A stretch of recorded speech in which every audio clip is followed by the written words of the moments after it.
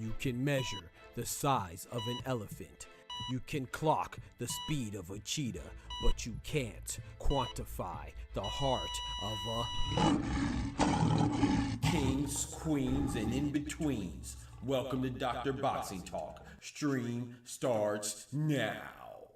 The champ is here!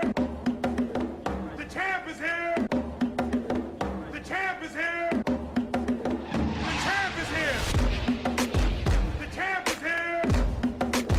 The champ is here! The champ is here! The champ is here! If I tell you I'm good, probably you will say I'm boasting. If I tell you I'm no good, you know one line.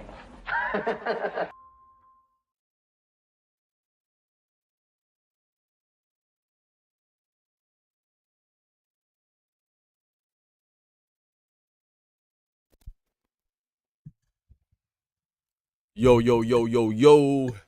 What it do, what it do, what it do. Good, great, grand morning to you wonderful people. We got some things to chat about. You know what it is. You know what it is, man. We are here on this wonderful, what is this, Thursday? Oh my goodness, we got the big fight starting tomorrow. Everything gonna be popping tomorrow, good Lord willing, man. Ladies and gentlemen, boys and girls, brethren and sistren, hermanos be hermanas, ladies and lads, dudes and dudettes, kings and queens, and everything in between. Y'all know what time it is. A doctor's in the house. Let's get it, let's get it, let's get it, let's get it. I make it rain, hey, I clear it out. Hey, it'll make it rain, hey, I clear it out. Hey, let's get it, let's get it, let's get it, let's get it. Yep, we are here, man. So before we get started, let's hit this roll call like we usually do. We got my brother, my partner, my player partner, my pal, Ty Morrell in the building. I'm telling you, Ty. Y'all know what's going on. Shout out to Miss. Yeah, we ain't gonna say that this morning. Not before I say my prayers. We ain't gonna be cursing. We ain't gonna start off the stream with cursing. Shout out to Miss in the building. We got Mr. Oscar Perez, my player, my partner, my pal, in the building. We got pugilism in the building. What it do, what it do, what it do. Appreciate y'all rocking, man. Don't forget to smack that like button. But first off, you know we got to start off the stream thanking the Most High. So please join me and bow your heads. Dear Heavenly Father, Lord, we thank you for your blessings. Thank you for your guidance into this Thursday. Whew. Over half the week is complete and we made it this far, Lord. So we want to thank you for being able to breathe the fresh air, have a roof over our head, access to the internet, loved ones by our side, friends and family we can confide in. We want to thank you for all the blessings, all the things that we overlook on a daily basis, Lord. We want to thank you for giving us another opportunity to see another day and to continue our story and progress our lives in a prosperous fashion. We ask you for the strength and the courage to keep on going. We ask you for the patience and understanding to be not just sympathetic, but more importantly, empathetic towards other people in their situations, Lord. We ask you for just continuous peace, and let us be a beacon of hope and light for anybody in a dark place. And let us be able to see others being a beacon of light for us when we're in a dark place. In Jesus' name. Amen. Let's get right. Let's get right. He said, Miss Female talk until the prayer over. Hey, you feel me? You feel me? Yeah. Okay. We got Miss Bitch in the building. I appreciate you. Appreciate your patience. But look, check this out, man. We got some things to talk about, man. I see some of y'all asking about the Jake Paul stuff, so we gonna jump right into it. You know, usually we like to get through this little side pieces and side stuff up until we get to the main topic at hand. But this time we gonna go straight into it, man. Jake Paul. You know what I'm saying? Jake Paul. Yeah. Jake Paul and Turki Alalshikh have met up, you know. Amen. They have met up, and they're you know, as you can see there, they're taking pictures together, and it's some good stuff, you know. Let's be real. Amen, my guy. I think it's good, you know. But what does it mean? You know, a lot of people are asking, what does it mean? I don't know what it means. I think it means more boxing. That's why I think it's good. However, the bigger question is, I think Ty already posed it, you know what I'm saying? Great minds think alike. Is this Jake Paul's effort to finally legitimize himself? Is he going to actually fight real fights, tough matchups? Because that's what Turki says he stands for, right? But then again, Turki says he stands for quite a few things, and you know, I don't know if it's really always what it seems. You know, is it always what it seems? It seems like Turki is for the betterment of boxing, but then sometimes he'll do some things that kind of you know, contradict that, you know. But overall, I will still maintain so far he's been good for boxing, you know, as far as bringing us a good fights, bringing us better fights, and bringing us fights that are high caliber and of high magnitude with high stakes. He's bringing it to us more frequently than we've seen it in the past, you know. So from that standpoint, it's been good. Now his etiquette has been questionable, you know, as far as like having this ceremony and not having champions there, but then having drug abusers there, you know, racists there, and guys that are currently suspended, not even active boxers there hosting the event. That looks a little questionable, you know. Does it seem like he is prioritizing fairness all the time? And maybe that's just because he's pretty green to the sport and neophyte. He may not know exactly what he's doing at the time. You know, he may not, like, for example, when he disclosed the point differential to Hamza Shiraz, maybe he wasn't aware of the sport rules that when it's a closed scoring setting, that you cannot disclose that type of sensitive information, right? Until the end of the fight. You cannot disclose it in official capacity. Maybe he doesn't know that, you know. There's ways that he could wiggle out of these things, but it just doesn't look good, you know, some stuff. But overall, I think he does a lot more better, does a lot more good than bad for the sport, you know. So now him working with Jake Paul, you know, the reason why I say I'm not sure about it is because we know some of us want Jake Paul to fight legitimate boxers, right? Based on, we want to see how he can do. And some of us want to see him fight legitimate boxers because we want to see him get knocked the freak out. Let's not lie. You know what I'm saying? And I'm more so for the latter. You know, I like Jake Paul. I think what he's doing for boxing as a promoter, as an event planner, as a ambassador for women's boxing, I think he's doing great, you know, establishing a platform where other boxers that have less notoriety could go on and become more popular and be more seen and increase their profile, right? And their wages too, you know what I'm saying? But as far as his work in the ring, I think it's a sham, you know, and I think it's also a shame, you know, that he is being able to essentially make a mockery of the sport by fighting guys that don't belong in the boxing ring, you know, saying from Nate Robinson being a former basketball player to MMA fighters making their debut in the boxing ring. Hey, shout out to Ben Askren, man. Our prayers go out to Ben Askren. We wish him a swift and healthy recovery, man. He seems like he's doing better. I didn't know his condition was as bad as it was when I watched a video on him, and he gave a little update. So prayers up to Ben Askren, and our sincerest well wishes go to him and his family, you know, during this tough time. Shout out to Ben Askren. But Ben Askren's an MMA fighter, you know. The one time he fought a legitimate the 2 times he fought legitimate boxers most recently was Mike Tyson being almost 60 years old, 30 years old, 30 years Jake Paul senior, Jake Paul being 27, Mike Tyson being 57, and Mike Tyson coming off of an ulcer flare up in the middle of an airport while doing nothing, waiting on a plane, you know what I'm saying? And then Julio Cesar Chavez literally coming off of a long time span of drug abuse and rehabilitation, and now deportation, right? He just got deported. So he's fighting a lot of guys that don't really belong in the boxing ring. Like I tell people, like people that are pro Jake Paul or just boxing casuals that don't really know much, they'll be like, oh, well, what about these guys that are fighting guys that have losing records and all this other stuff? Yeah, I'm not saying that every boxing is not like basketball to where you have to get drafted or pass a certain qualification or be selected to be able to compete. Boxing is different. So yes, there's some fighters that are part-time boxers, but even when they're part-time, they still put a lot of time into boxing. You know what I'm saying? The guys that Jake Paul has fought, they don't, not in the current time in which they fight Jake Paul. So even a bad boxer is better than a non-boxer, and he's fighting non-boxers. You know what I'm saying? There's guys that are bad, and then there's guys that don't even do the job. You know what I'm saying? That's different, So there is a distinction to be made between that. And the one time he did fight a guy that was somewhat legitimate, a semi-pro, in Tommy Fury, emphasis on the semi, he lost. You see what I'm saying? So I think that Jake Paul, now I say that a lot of us want to see him fight legitimate fights. If he can handle a guy that's, let's say, that Craig Parker dude who he supplanted in the rankings, who was number 14, and they put him at number 15 to put Jake Paul above him. He's an undefeated guy named Craig Pressure Parker. Would I like to see him fight him? Yeah. Is that realistic? No, because no disrespect to Craig Parker, but let's face it too, Jake Paul is a master of the business part, so I have to give him that credit too. And he's been great at guiding his career advantageously. He had one slip up against Tommy Fury. So obviously he's going to try to get a guy that he knows he's going to lose against a real legitimate contender, champion level boxer.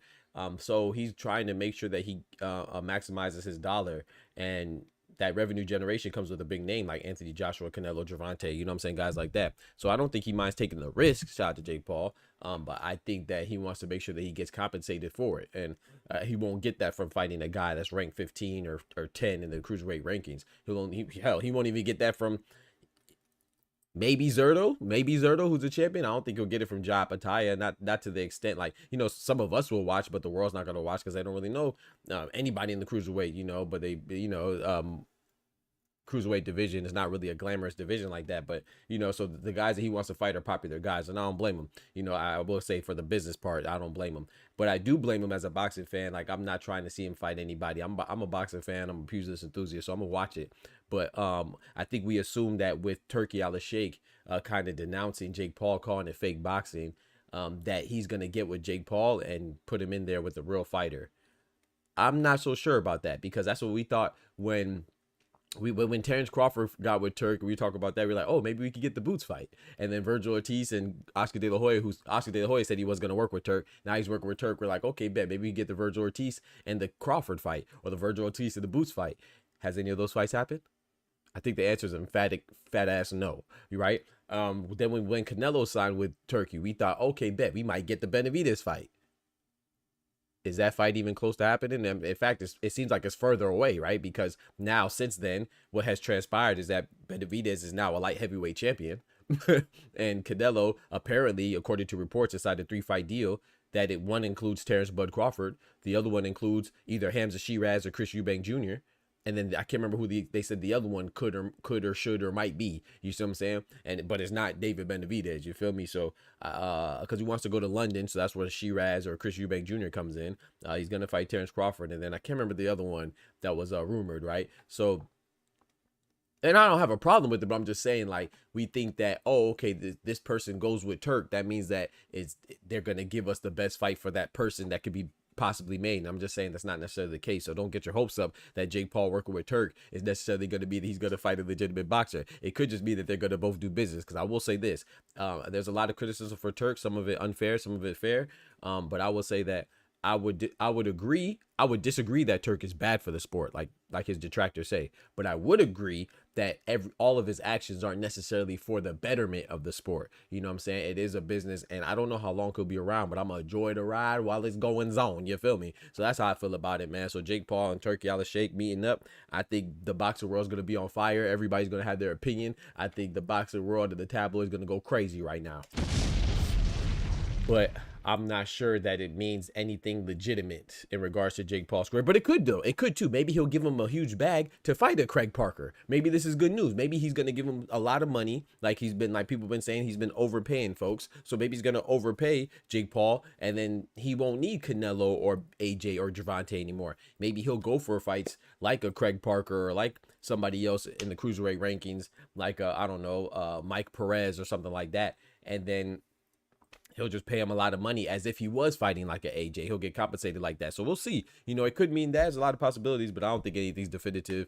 I don't think anything definitive could be said about it right now, you know. But it is interesting, man, you know, because Turk and Jake Paul been going back and forth, and we gonna see if Jake Paul gonna bend the knee. You know, that's what they be saying. If you work with, well, certain players, you know, certain people, they say if you work with Turk, you're bending the knee. You know what I'm saying? Some people get passes, you know, they don't really say the bend the knee as much, you know, with certain people that come from certain places and look a certain way, you know, but certain people, you know, they say they bend the knee and stuff like that. So we'll see. A shout out to B-Dog. He said, I agree. Got to take the good with the bad with Jake. Yeah, exactly. Shout out to B-Dog, man. He said, a Rock and Jock Celebrity Streamer League will provide casual fan numbers while extending the real boxers' careers and keep their miles low with less pressure and demands to force their PED-based careers. Facts. Amanda Serrano versus Sky? I don't know about that. You know, I don't think Sky deserves it right now. Sky just came off of a loss, right? I mean, well, she got a W. She got to win back against Carla Gonzalez, but she just lost her championship to Tierra Brown. Shout out to the American Tierra Brown. Yeah, feel me. Shout out to her. And one time for the ladies. But since we talking about the ladies, this is a good transition. Good time to transition. Shout out to my guy, Oscar, man. Hit me with a nice, smooth transition. My boy. Speaking of the ladies. Oh, what the heck? I cut off my camera. My bad. Speaking of the ladies. Shout out to my guy, my brother, my partner, my pal, Ryan Frazier, Boxing Talk Up North. We call him Big North on this side. Shout out to my guy, Ryan Frazier, man. Hit him with a follow. If you haven't done so already, man. Boxing Talk to the T, you know what I'm saying, is what goes on over there. He was just live yesterday, man. If you missed that live, shame on you. Go check him out, man. That's my guy right there. Good dude, good brother. You know what I'm saying? And a good show, man. Gives you dope content. And yeah, man, he gonna break it down, you know, to the smallest of molecules. And he gonna keep you entertained while doing so. Yeah, man. Shout out to Big North. If established fighters could fight once or twice a year like Bud, extend and optimize their health and career like Floyd, over 20 plus years of boxing is less wear and tear and temptation for PEDs for recovery. Shout out to, that's the truth, pugilism. Shout out to Dub in the building, Big Dub. But I wanna see this. Speaking of Amanda Serrano, right? And Sky Nicholson, I want to be very clear when I say this. I'm not saying that Sky Nicholson doesn't deserve the fight against Amanda Serrano. I'm saying that right now she lost. Trust me, she lost, and don't get, like I said, she lost to Tierra Brown, so she's no longer a title holder. And we don't give people stuff for charity. You know what I'm saying? That's not how it goes, you know. I'm going to be honest. I never really thought that she would beat Amanda Serrano, but I do think that she deserved the fight because guess what? Amanda Serrano was a champion, or is a champion, right? It's crazy that Amanda Serrano is a unified champion at 126. She hasn't fought at 126 in the last 2 or 3 years. I think the last time she fought at 126 in featherweight, where she's a champion, a unified champion, was in 2023, so 2 years ago. But she's still a champion. And she's fighting Katie Taylor again,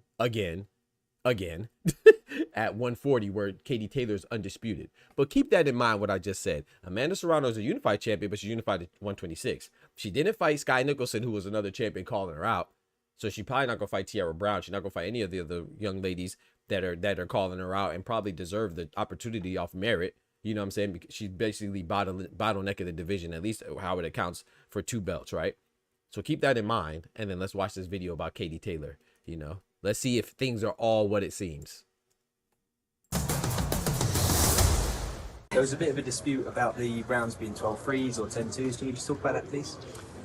Yeah, I mean, like I said, the press conference is not in a position to dictate the time for the fight. The fight's already at 136 pounds. She wanted to fight at 136 pounds at 140 pounds. She wanted to be announced second in the ring. She wanted all these other, like, give away so many of my champion privileges. So she's not going to get everything her own way, basically. I think that's just business done properly. I can understand her wanting to do the weight and the rounds. Were you surprised she'd want to walk out second? I know, it's a bit strange to put that in the contract, and even in the press conference. So I want y'all to hear the question. So it was just like what Ryan said. Our Amanda team already making built-in excuses for the fight, for the weight. Facts. So this is what Katie Taylor is saying, right? And what the person's asking. She's saying that, hold on, you're gonna talk about the weight and the round. I don't mind the rounds, you know what I'm saying, 3-minute rounds, you know, but that's not the rules. You know, y'all have to agree to that because the typical rules are 2 minutes. You see what I'm saying? It's not 3 minutes like the men, you know. There is a fighter on the card that's fighting a traditional 3 minutes, and I think it should be upgraded if they want. But unfortunately right now, or fortunately, people like Katie Taylor and others want to stick to the 2-minute rules. I think that's something that they negotiate during the fights, you know what I'm saying? It should be. I don't think it has to be publicized, but if it's publicized, it's because somebody's trying to make a point that, okay, if it was 3 minutes, I'd beat you. If it was 3 minutes, I'd beat you. If it was this weight class, I'd beat you. If it wasn't these judges, I'd beat you. You see what I'm talking about? Yeah, it seems like Amanda Serrano excuse, Amanda Serrano excuse, Amanda Serrano excuse. You know what I'm saying? But let's keep it going. Being announced second in the ring, she wanted all these other, like, guys in a position to dictate the time for the fight. The fight's already at 136 pounds. She wanted to fight at 136 pounds at 140 pounds. She wanted to be announced second in the ring. She wants to fight at 136. Meanwhile, Katie Taylor is undisputed at 140, right? Okay, let's keep that in mind. She wants to fight 136, and she wants to come in second, as in she's a champion. Let's keep it going. She wanted all these other, like, give away so many of my champion privileges. So she's not going to get everything her own way, basically. I think that's just business done properly. I can understand her wanting to do the weight and the rounds. Were you surprised she'd want to walk out second? I know, it's a bit strange to put that in the contract, and even in the press conferences, you wanted to walk out second for press conferences. Like, fair enough, I don't really care about that stuff anyway. But it's a bit embarrassing, I think. She's not the champion, but it doesn't matter. Do you feel a knockout in some way? Okay, so that's basically, you can watch the rest of it on your own, but basically what she's saying, she said she thinks is I know it's hard to understand her sometimes with her slurred speech. Shout out to Katie Taylor. I don't really, I like them both. I do think Katie Taylor's better because she's 0-2. I mean, she's 2-0. Amanda Serrano's 0-2, and I don't dislike Amanda Serrano, but I think that there's a lot of false pretense when it comes to Amanda Serrano. Like I don't know why people make it seem like she's just some humble, righteous warrior. I don't. What's humble about trying to come out second? She even tries to come out second during the press conference. That's what Katie Taylor just said. She said, "I don't care. It's a press conference. Who cares? I don't really care about that stuff. That's fair enough. But you want to come out second during the fight like you're the champion. Everything is like you're the champion, but you're not the champion." Katie Taylor's the one that's undisputed right now at 140, not Amanda Serrano, right? Right, because she hasn't even fought and defended her unified titles since 2023, right? Right. So there's nothing about this fight between Amanda Serrano and Katie Taylor that would suggest that she should get championship privileges. But then people will turn around and tell me how humble she is and how selfless she is and all this other stuff.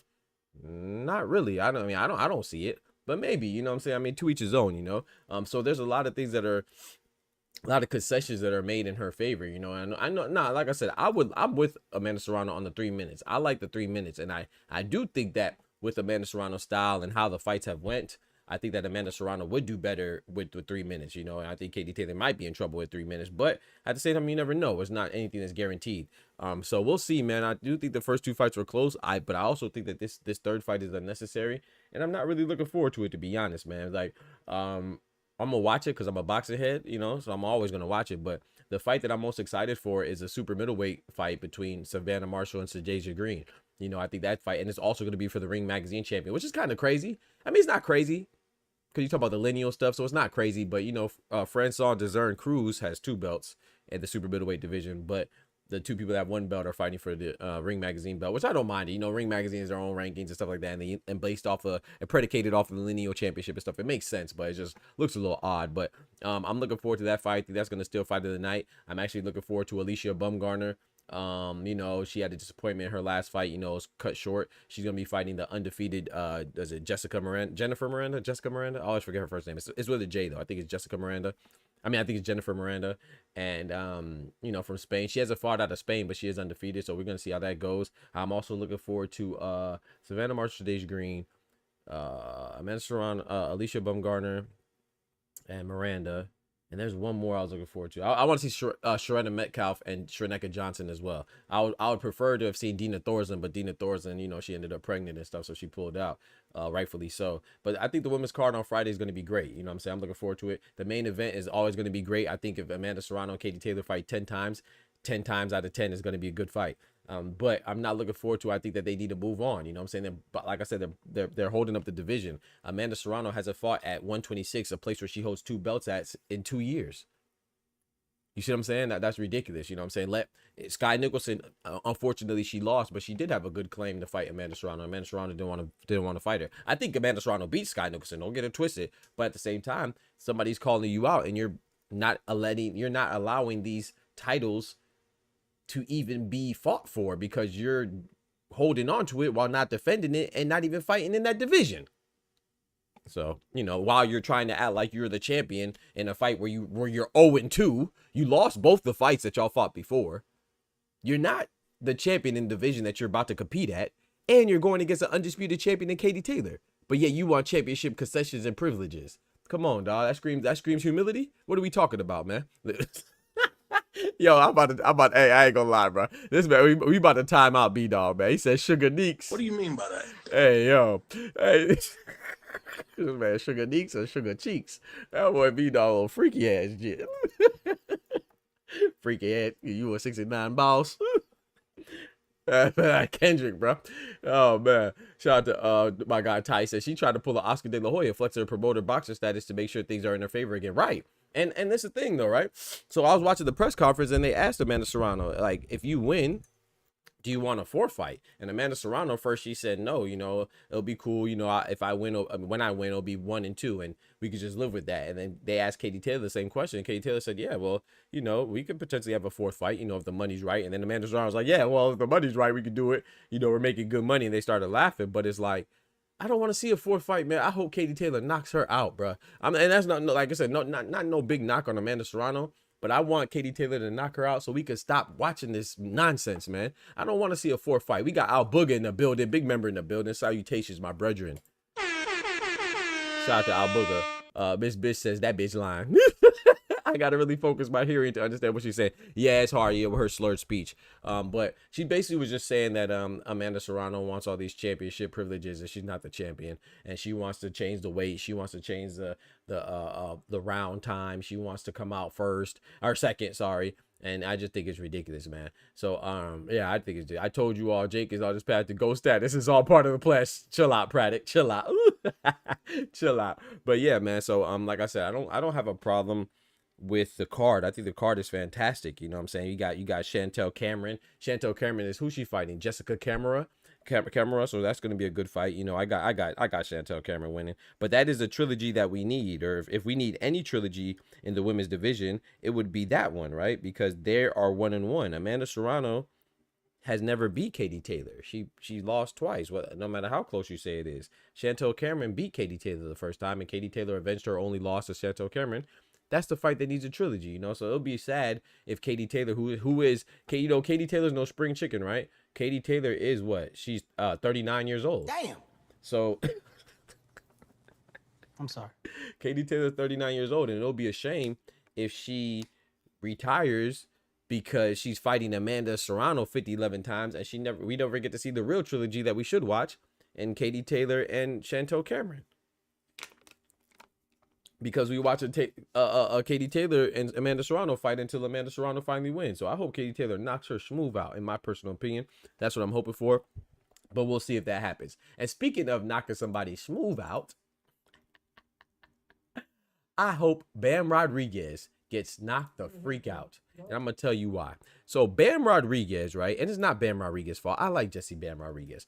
But the ring is very disrespectful. Jesse Bam Rodriguez has a fight with Fumulele Cafu. Yes, the American Jesse Bam Rodriguez, current WBC champion at bantamweight, junior bantamweight 115, is fighting the undefeated South African WBO champion in Fumulele Cafu next week, July 19th, for a unification between two undefeated champions. But somehow, some way, Turki Alalshikh, once again, remember I was talking about his etiquette, right?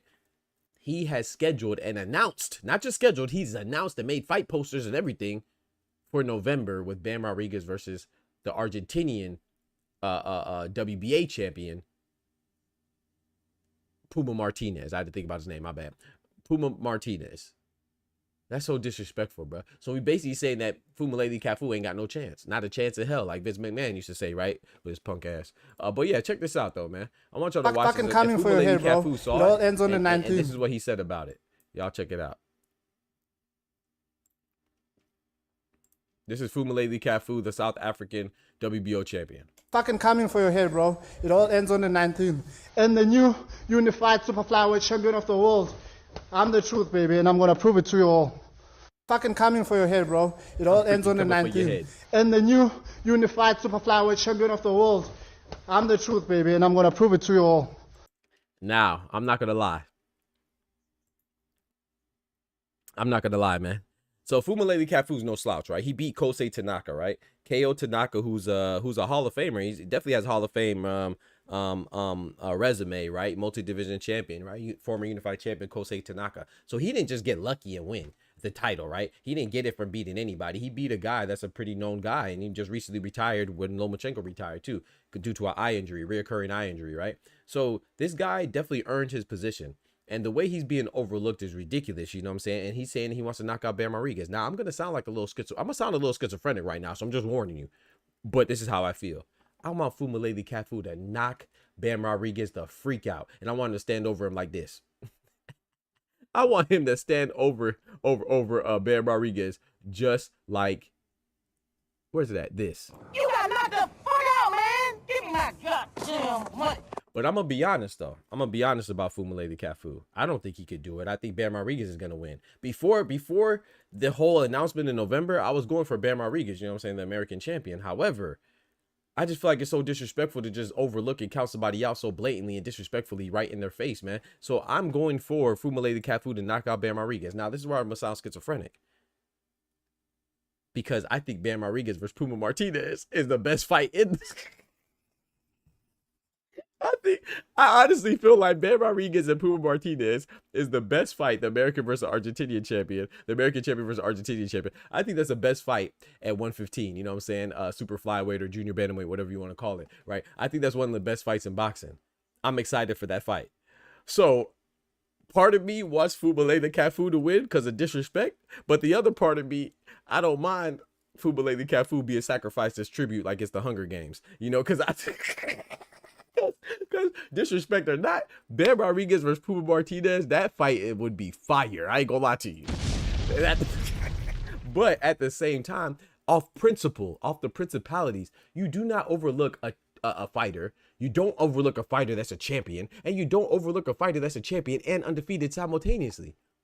You see what I'm saying? Like, that's disrespectful. So I'm going for Fumulele Cafu in this fight, but also a big part of me wants Bam Rodriguez to still win because I was going for him in the first place because I do want to see Bam Rodriguez versus Puma Martinez. You know what I'm saying? I think that's the best fight in the division, but we'll see, man. Hey, if Fumulele Cafu could upset him, let's get it. But it's definitely going to be a hell of an upset if he could do it. Yo, shout out to my guy, Al Booger, man. Gifted a membership, man. Being generous. My bro coming through with a nice gifted membership, man. Say everybody get some love today. 1, 2, 3.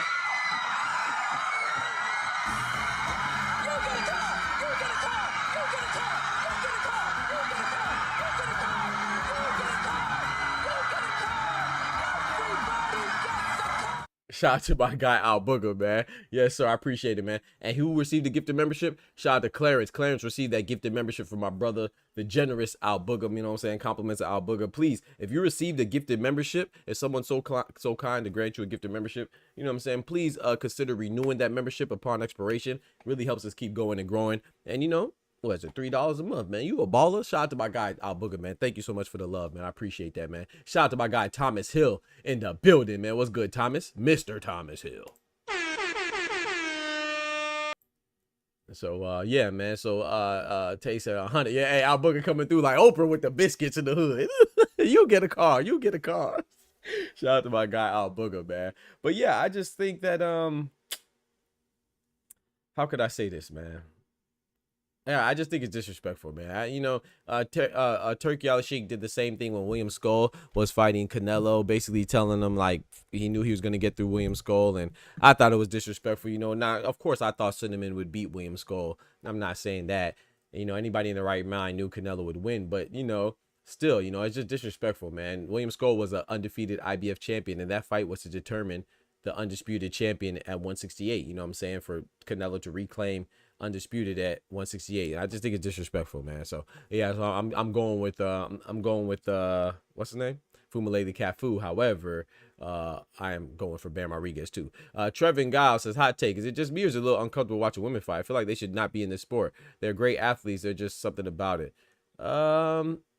I'm not gonna say it's just you. I think a lot of people feel that way when it comes to women athletics, especially women combat athletics. I don't think you're wrong. I mean, I disagree with you. I think that they should be, as long as they're fighting each other. You know what I'm saying? What I mean by that, as long as a naturally born woman is fighting another naturally born woman, then I don't see the issue.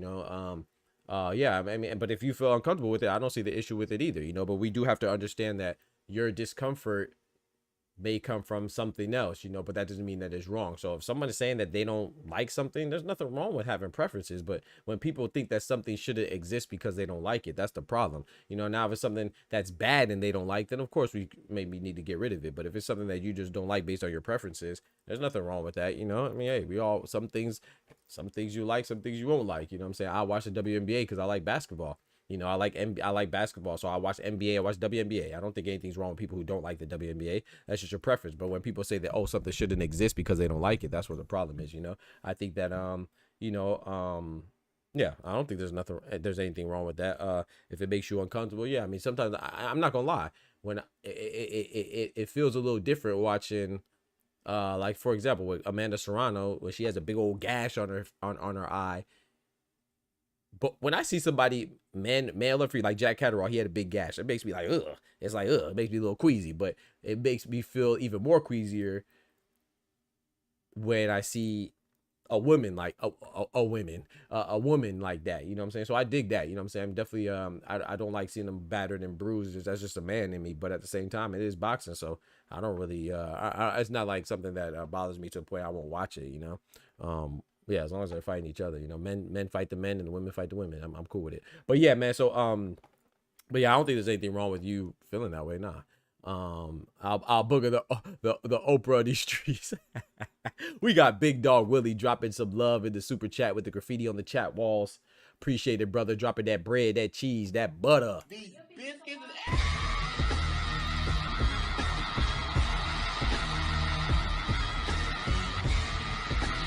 Big Dog Willie says Jake Paul and Turkey, the dynamic duo. Boxing did it to themselves. Sanctioning bodies crooked. Yep. Boxers holding weight classes because they are the A side. Yep. We go. He preaching right now, man. You know what I'm saying? Everybody face forward in your pews. Big Dog Willie approaching the pulpit. He said Jake Paul and Turkey, the dynamic duo of boxing. Yeah. Boxing did it to ourselves. Yeah. I said ourselves because we're part of boxing, you know what I'm saying? Even though we fans, the capacity of fans, we don't have as much pull. No, I'm gonna read your message how y'all read it. Don't let me mess up my brother's words. He said Jake Paul and Turkey, the dynamic duo of boxing. Yeah. Boxing did it to themselves. Yeah. Sanctioning bodies crooked. Yeah. Boxers holding weight classes because they are the A side. Yeah. Facts. Yeah, I agree with you, man. And like it's funny I showed Tank there. Some people think he's holding the weight class because he's fighting Lamont Roach twice, but definitely Amanda Serrano, who hasn't fought at 126 since 2023, is definitely holding up the weight class, man. So I definitely think that I agree with you, man. I think that there should be more regulation, but like you said, the sanctioning bodies are crooked, and we'll see how it goes, man. Shout out to Big Dog Willie. That was a great message, man. Yeah, and I agree with you, but it is a business of boxing, man. It's not like it doesn't have a governing league or a commissioner. You know what I'm saying? Like the NBA is a league, right? National Basketball Association. So you have your different owners. Like the Boston Celtics, Miami Heat, Los Angeles Lakers, but then you have an overall governing body, which is the league, and then you have the commissioner and Adam Silver. We don't have that in boxing. We have a whole bunch of different commissions, whole bunch of sanctioned bodies, whole bunch of nonsensical bull crap that it just makes the sport convoluted and overly complicated and just I don't know, it just makes it overall untrustworthy, man. It allows more nonsense to happen and be covered up. You know what I'm saying? I'm not saying that there's not scandals in any sport or in any company or any entity or association or administration, but you know, when things are fragmented and fractured, it's more prevalent in those because it's less regulations and less policing, you know. So shout out to Big Dog Willie. I agree with you, bro. But yeah, we're gonna keep it going. I want to also talk about, speaking of things being fragmented, things being fragmented and crazy. We have Imam Khataev, chat. The Imam Khataev scandal, right? So we have announced that Imam Khataev will be fighting David Morrell, right? That's what we know. We were expecting that Imam Khataev will be fighting David Morrell, right? The Russian fighter Imam Khataev is supposed to be fighting David Morrell, the Cuban fighter, based on, and it's supposed to be his David Morrell's comeback fight, right? It's supposed to be a good fight because Imam Khataev is undefeated, former Olympian, and all this other stuff in bonbons, right? Don't forget to smack that like button, right? But unfortunately, he has popped dirty for clomiphene, right? The banned substance, a performance-enhancing drug, clomiphene. That is what he popped dirty for. And it was announced yesterday or the day before. I can't remember. I think it was yesterday or the day before. It was announced that he has been banned by the International Boxing Association, the IBA, for 2 years, right? Because the International Testing Agency, which works directly with the IBA in association with them, they found him dirty, right? You know, from in a case stemming back from April 9th, 2024.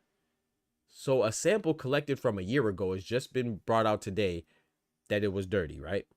And Imam Khataev has fought 4 times since then. And he was on the cusp, 2 days to be exact, of fighting another guy for a 5th time since testing dirty. That's ridiculous, bro. You know, and the thing about this is because the disheartening part is that the fight's still not off. And you know why the fight's still not off? Because of what Big Dog Willie just said and what I just said. The sport is so fragmented and fractured that this sanctioning body, this commission might have these rules that this commission doesn't recognize. This sanctioning body might go by this, that this sanctioning body doesn't recognize. And the IBA is primarily an amateur boxing association. Now, they do have regularly scheduled pro fights, right? They have professional fights that are scheduled regularly. They just had a fight last week. I can't remember the 2 gentlemen's name. You know, it was an upset, but that was put on by the IBA. So they do work with the pros, but the IBA in particular has no affiliation or association with the Ring Magazine's event this weekend. And the reason why that's important is because the fight is still not been officially called off. And you know why has it been officially called off? Because they may not recognize their doping procedures, their doping protocols, because it wasn't VADA or somebody else that they recognize or they employ. It wasn't the BBBFC and WADA or whoever else. So we could potentially see David Morrell share the ring with a dirty fighter, because boxing is so fragmented. Like, and that's the problem right there. Like, I feel like some things should supersede rules, right? Or like your little rules or stipulations. If somebody cheats, I don't care if they cheat in Japan. I don't care if they cheat in Mexico. I don't care if they cheat in Nigeria. I don't care if they cheat in England. I don't care if they cheat in Jamaica. I don't care. You get the point. If someone cheats, they should be banned from here to China.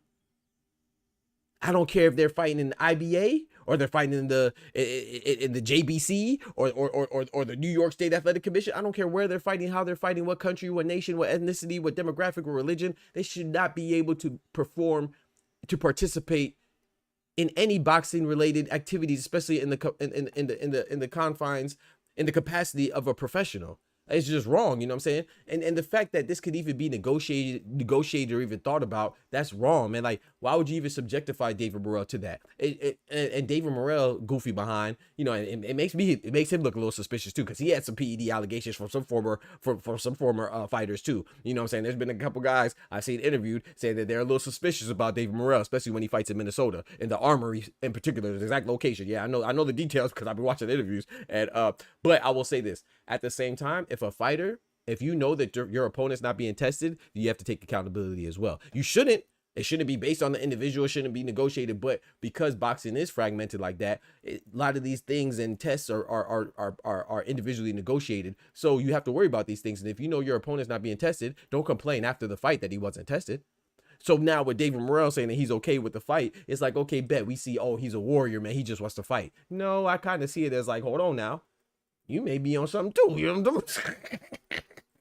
or you may have been on something before. You know what I'm saying? So I don't think that it's cool at all. I don't think it's strong at all. I don't think it's brave at all. I don't think it's courageous at all. I think it's kind of pussy. I'm not gonna lie, because people are so scared to stand up for their own rights because they want to go with the crowd. So I like David Morrell, but I think that's soft as hell. He should stand up and be like, okay, nah, I'm not fighting this dude because he's cheating.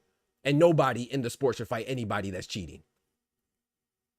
That's what he should do. However, but my bigger issue is with these commissions and Turki Alalshikh and the Ring and all these organizations.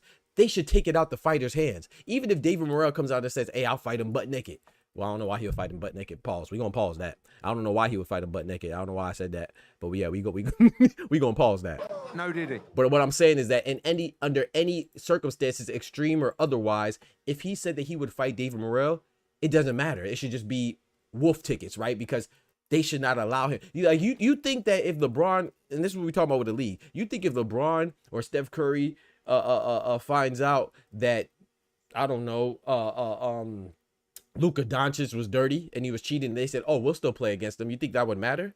Or no, it'll be Adam Silver's decision. It'll be the commission's decision. It might be, and even before that, it'll be the Lakers' decision. You know what I'm saying? So it doesn't matter. Nobody should bucket naked though. But I'm talking about bucket naked.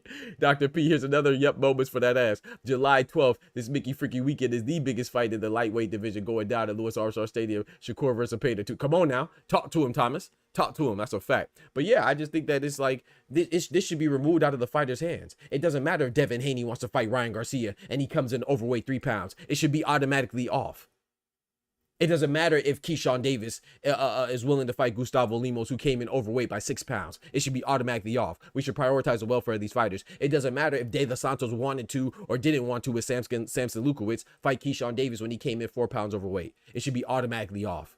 But then again, we don't care about boxing, right? Like Big Dog Willie said, these commissions and these sanctioning bodies are crooked. They just see the greenery in their scenery. That's all they see. It's just like when we got mad at Tony Weeks, right? The referee who stopped the fight with Frederick Lawson and Virgil Ortiz prematurely, as people say. And then he said, oh, I did it because the fight was initially called off because a doctor said that they saw signs of brain aneurysm in Frederick Lawson. And he said that I don't want to be a part of somebody getting potentially fatally hurt or even chronically hurt. So he called the fight after like 2 punches from Virgil Ortiz because he said, I don't know how he would know this, but he said that he spoke with some doctors and it took Frederick Lawson seeing multiple doctors, and eventually he saw the Golden Boy doctor, and that's when they approved the fight. So that's why he stopped it, because the guy had signs for brain aneurysm, but they still threw him in there because they didn't want to ruin their event, despite the welfare of Frederick Lawson. But we got mad at Tony Weeks because he was looking for the welfare of the fighter. I thought that's what referees are supposed to do. I thought that's what doctors are supposed to do. I thought that's what event planners are supposed to do. Oh, but they only do it when it's to benefit them. So yeah, boxing's a dirty sport, man. So some of these things need to be taken out of the fighter's hands. If somebody comes in severely over, now if they come in like a half a pound, okay, cool. If they come in a half a pound, that means at least they tried. They put forth effort to make weight, and then you can negotiate whatever. But if you coming in 4 pounds, 5 pounds, 6 pounds, 3 pounds or more, that means that you planned on this. This was premeditated. You put no effort to lose weight. You wanted a significant physical advantage going into your fight.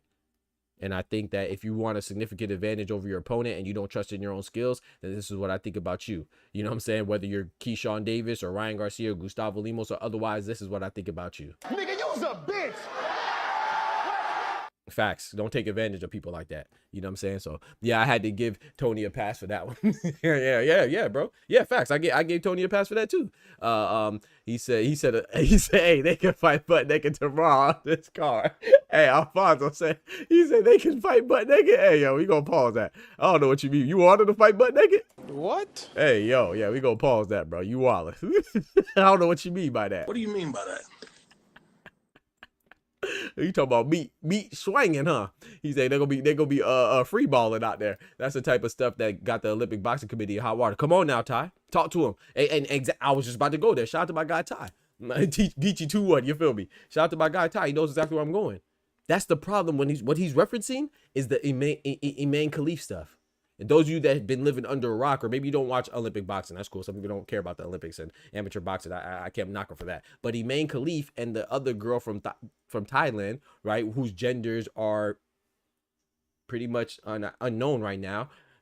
Regardless of how you feel about gender relations and topics like that, you know, when we're talking about competition, we want to make it as fair as possible. And in competition, the exclusion of people, whether it's by age, you know, the exclusion and the separation by age or by gender or whatever, that is actually in an attempt to be fair, because you want the boys to fight the boys, or the girls to fight the girls, or the 10-year-olds fight the 10-year-olds, the 18-year-olds fight the 18-year-olds. They're trying to make it so somebody doesn't have a significant advantage. They're trying to normalize it and equalize it as much as possible. You see what I'm saying? So that what the effort of separation in sports competition is for. It's actually an effort for fairness, because fair and equality does not mean the same. You see what I'm saying? Like, they're not trying to make, oh, if you're 5'10", you're 5'10", so you fight somebody that looks exactly like you with the same exact makeup. No, the point is that, yeah, we might both be 126 pounds, but maybe you might be short and stocky, or you might be tall and skinny. You know what I'm saying? But as long as you make the 126 pounds, we're good. As long as you're over 18 or you're 18 or whatever is good. Whatever confines that they have, it's actually to make it fair so nobody has a significant advantage and to protect the welfare of the fighters. So when you have an Imane Khalif who was suspended and excluded from certain tournaments, but then because you have a different committee and a different commission and a different set of rules, they're allowed to fight in this tournament. Now you have the situation we're in. Now people are wondering if she should give back her a gold medal. In my personal opinion, I'm gonna be honest. They allowed her to fight, right? So I don't know, and I don't really care, you know, but this is something I paid attention to because I'm interested in it. But I don't know, and I don't care what she identifies as, because I'm not on the administration that determines these things. However, if you allowed her to compete and you knew that she wasn't allowed to compete over here, then I don't think that it should just be a manner of her giving back her medal. If she has to return her medal, then a lot of people need to be fired, because you allowed this in the first place. For whatever reason, you allowed this to go under your protocol, you know what I'm saying, to slide by your watch and your supervision, and you allowed this to happen. So it's so funny that we focus on the wrong thing. We focus on the athlete like she did something wrong. I don't care if I want to go compete as a woman. It's not up to me. That people always want to break the rules and get unfair advantages. That's life. There's people that will abide by the rules. There's people that will break the rules. So me, if I want to go compete with somewhere, if I want to go compete with 10-year-old girls, you going to get mad at me, or you going to get mad at the people that allow me to compete against 10-year-old girls? Which one do you think is more productive? To try to change me individually in my sick head, that would make me want to go compete with 10-year-old girls as a grown man? You going to get mad at me, or you going to get mad at the people who allowed it? I'll wait. What do you think is more beneficial? What's more progressive? What do you think is more progressive and more productive, and something what would stop these things from happening? I think it would be to address the people that allowed me to compete. So when people want to focus on these things, like I don't think no matter what side of the fence you're on, I don't think Imane Khalif is a problem, whether you agree with it or not. I think the problem is the administration that allows these things to happen. That's the problem, because you should have protocols and rules in place to be able to fish these things out and definitively make a decision on whether you're going to allow them to compete or not.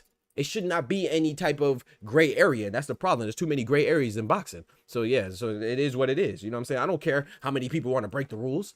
It's for the people that enforce the rules to make it better. Of course, people are going to break the rules. Duh. But when you don't do something about it, then you're going to have a higher quantity of people breaking the rules. Like when you don't do something about Ryan Garcia cheating and you try to sweep it under the rug, say it doesn't mean anything, it's inconsequential, but then you get surprised when 5 other people start cheating afterwards. Why wouldn't I cheat? What is stopping me from cheating? What is the punishment? What is the reprimand? In fact, I could argue that I'm incentivized to cheat, because if I cheat and I win and I don't get caught, then I could be a champion. But if I cheat and I get caught, I'm not going to get a loss. I'm going to get a no contest, and I might get suspended for a year. Who cares? I only fight 1 time a year anyway. and my year suspension is backdated. So really, I'm probably only suspended for 8 months. Bro, it's crazy, bro. It's crazy, bro. It's crazy, bro.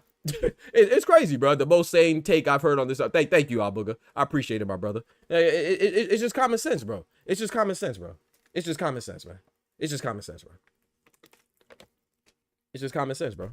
But yeah, man. So I just think it's nuts, man. I think it's crazy. I think boxing needs an entire makeover from the top to the bottom.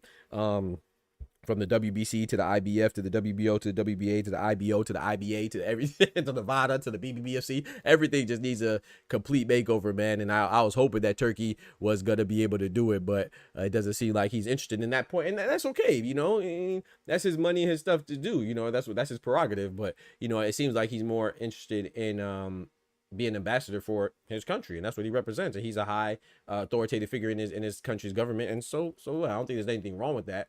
But I do think that we need somebody to make these rules and try to get everybody under one umbrella so we can enforce these rules effectively. You know what I'm saying? In every aspect of the sport, because at the end of the day, when we see sports is supposed to represent not only competition but the highest levels of competition, and to make sure that we prioritize the welfare and the safety of the people that are participating. You know, so.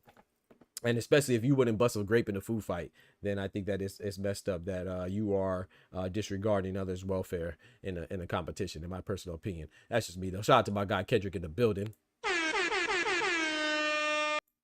Yes, sir, man. Appreciate that. But yeah, so I know I'm missing some messages. I apologize. He said, it's a man. We all know already. Hey, you know, hey, that's, you know, hey, to each his own. I'm not making any judgments, you know what I'm saying? I don't, you know, I'm a doctor, but I ain't that type of doctor, you know what I'm saying? So I don't know, man, but I'm not knocking you for your opinion on it, you know? But I know this, man. No, I'm not even gonna play. I was gonna play the Berlanga. Hey. I was gonna say so, you know, I don't want to knock because, you know, I'm gonna stay away from that. But yeah, man. You know, but anyway, just no cheats allowed, man. We don't want no cheaters in any capacity, man. No cheaters, man. No cheats, especially when you're abusing drugs, man. We do not let people who are on the juice discuss real athletes. That's all. But this is the point I want to say, though. So I want to let's read this together, Chad. This is very interesting. So I don't want to get too far distracted off the point. The point is Imam Khataev, right? And this scandal, and the fight's still not off, right? So I want y'all to check. I was like, bro, I could have sworn I heard something with Khataev in association with Khataev and his amateur record. And I want y'all to chime in if y'all heard something like this too. I remember that there was a scandal, something going on with doping and Imam Khataev. And I went and did my research, chat. You know, like I do. You know, I do my research now. And this is what I found. So I'm going to be honest. What I was thinking was a little bit skewed, but it still, for me, shows room for suspicion. And it's not really fair, but it's fair considering the recent developments with Imam Khataev and cheating. So let's check this out. We're going to read this together. So this is from 2020, February 2020. Bro, I tell you, bro, I be remembering stuff. I'm like, bro, I know I ain't tripping. But this guy right here, amateur champions arrest, creates big scandal in Russia. Now, I want to tell you right now, for those of you that are going to see this and go somewhere else and not hear me, Imam Khataev, according to this article, is not the person that is in question. He's not the suspicious person, right? But he is involved somehow, some way. But it's not anything nefarious on his end. So I want to say that very clear. This is not an indictment on Imam Khataev, but it's funny considering the recent developments of how he could be caught up in it. So amateur champions arrest creates big scandal in Russia. This is in 2020. Russian amateur boxing experiences one of the bigger scandals in its recent history. As a two-time Russian amateur champion and 2019, WC quarterfinalist Georgiy Kushitashvili has been charged with 2 cases of aggravated criminal offense, which jeopardizes not only his future career, but also his future as a whole if convicted. On February 2nd, a local police detail noticed 2 suspicious persons while patrolling one of the central districts of Moscow. The men tried to hide after one of the front doors of a neighboring building. After one of the front doors of a neighboring building when, I think he meant to say, the men tried to hide after one of the front doors. I guess they tried to say, the men tried to hide behind one of the front doors of a neighboring building when they were confronted by the policemen. It's unclear what happened directly afterwards, but it ended with a broken nose for one of the police officers. Hey, man, don't run up on no boxer. We got them hands. And 2 men arrested. They were later identified as Kushitashvili and Ovik Oganesian. Right? According to the police, they were found at the scene uncovering a stash. This is where it gets interesting, chat. This is where it gets interesting. According to the police, they were found at the scene uncovering a stash which contained, what do you think it contained, chat? What do you think it contained? $1 million question. What do you think it contained? Contained a huge amount of an unspecified drug, Boxide. An unspecified drug, right? Kushitashvili tried to break free, which ended in a short but violent melee. The unspecified drug was later found to be cocaine, that booger sugar. It got worse after this. Signs of injections were reportedly found over the Russian boxer's veins, and traces of cocaine were also detected in his blood. What do you think cocaine is? Oscar, what do you think cocaine is? Thomas, what do you think cocaine is? Dub, what do you think cocaine is used for? Of course, to get high, have fun, but it's also used as a masking agent. Thank you, Ty. Okay, despite his previous plea of not being guilty in aforementioned offense or drug use. So he has pleaded not guilty, right? Kushitashvili, 24, or was, it said or was, question mark. It was a promising light heavyweight and a two-time 2015 and 2018 Russian national champion. He lost in a quarterfinal of 2019 Ekaterinburg World Championship to a multi-time world and 2016 Olympic gold medalist Julio Cesar La Cruz. The boxer's side claims both foul play by Moscow police, which he was accused with a widely publicized episode of planting drugs on one of the local journalists in the recent past, and competition for a spot in the national squad, which transcended the sport into somewhat criminal whereabouts. This is where it gets even more interesting. Kushitashvili, from the far east region of Buryatia, but of the Georgian origin, was banned for life by the Russian Boxing Federation. Let's clap it up for the boxing. We got to give credit where credit is due. Clap it up for them. Clap it up for them. You know what I'm saying? But guess what? He was banned for life by the Russian Boxing Federation and replaced by who? Imam Bumbaklat Khataev. Bro. Now, once again, I will say, this is not an indictment on Imam Khataev.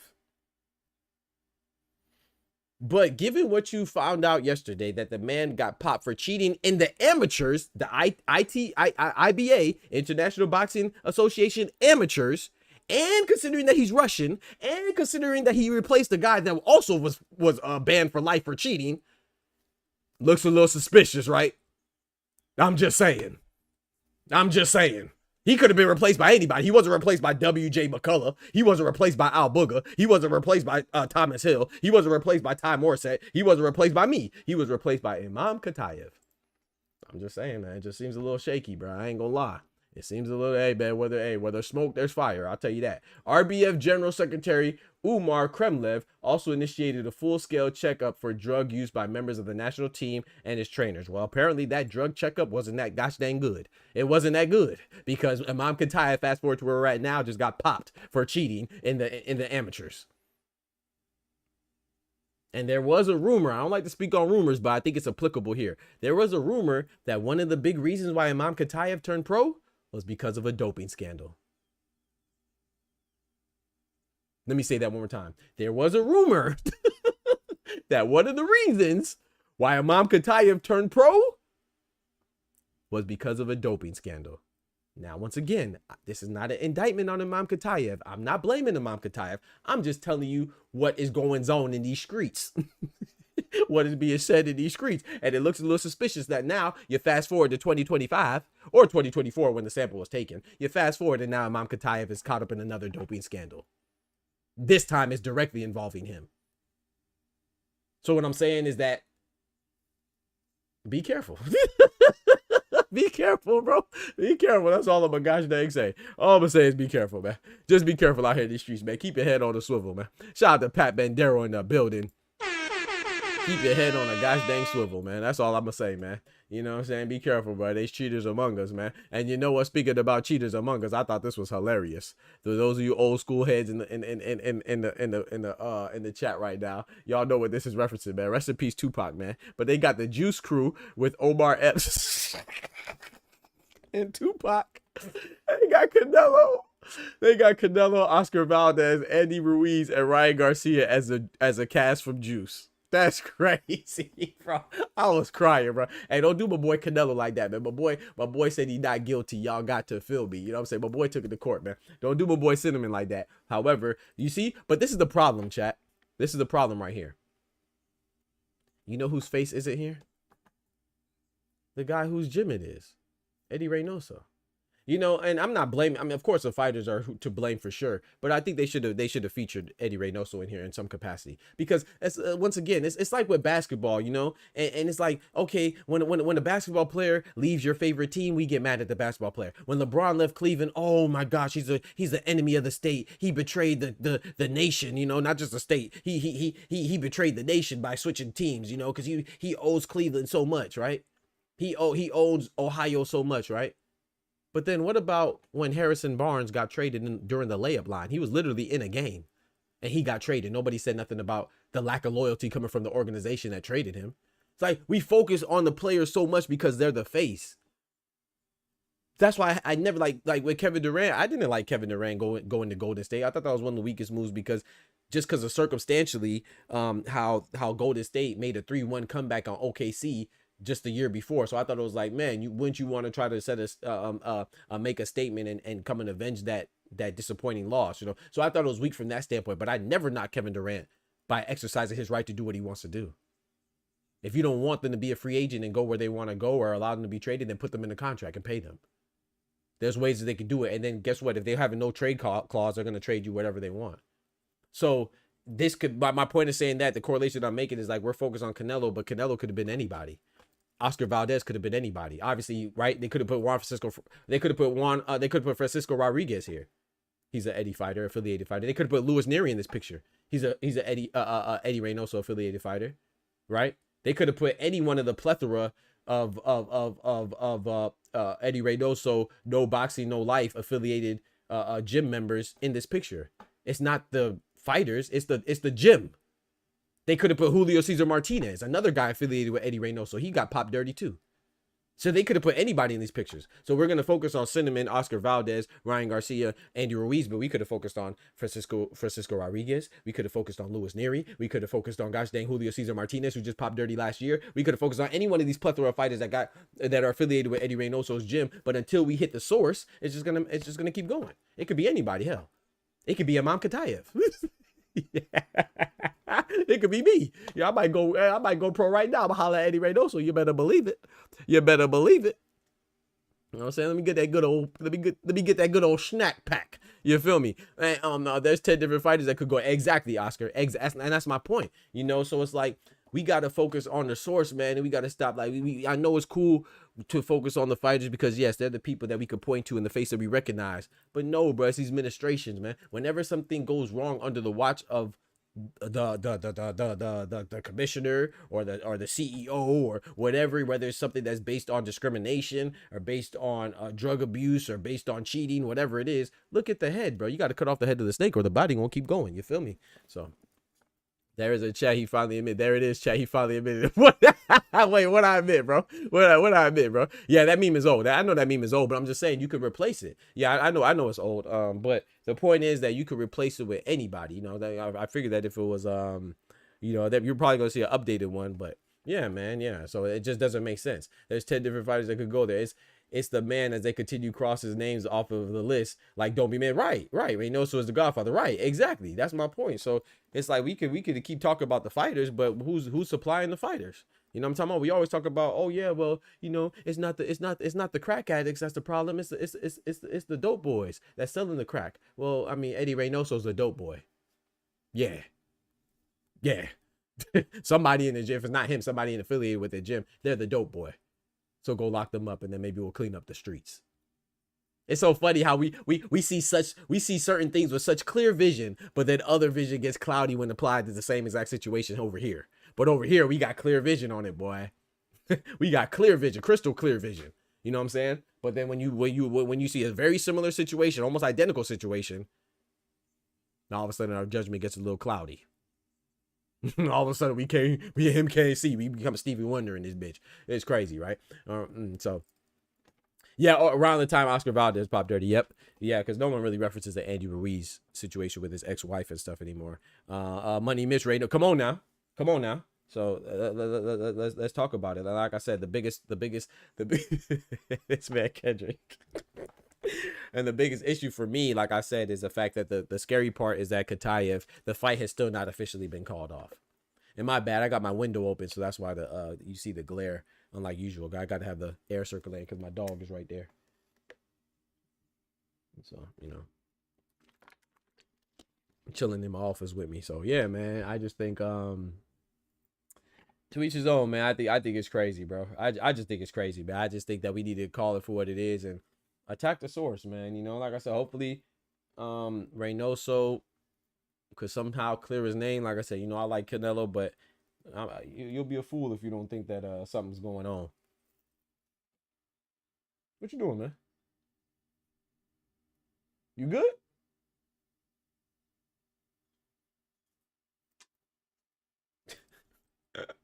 Fast Eddy Ray, you feel me? I remember the Rodriguez versus Yafai fight. Rodriguez fighting like he was possessed. Feel sorry for Yafai. That's where, yeah, we talked about this yesterday. Patrick is like, Yafai, I feel bad for Yafai, you know, because he was undefeated. You know, same with Devin Haney, he was undefeated. Same with Bruno Shiraz, he was undefeated, bro. Like, you lose your O to guys that are cheating. Like, it's one thing if you beat me because you're better. Boom, you beat me. Cool, whatever. I could live with that. But you beat me because you cheated me, bro. And Bruno Shiraz isn't as bad as, I mean, it's still bad because he got punched on as well. But, you know, Devin Haney got brutalized.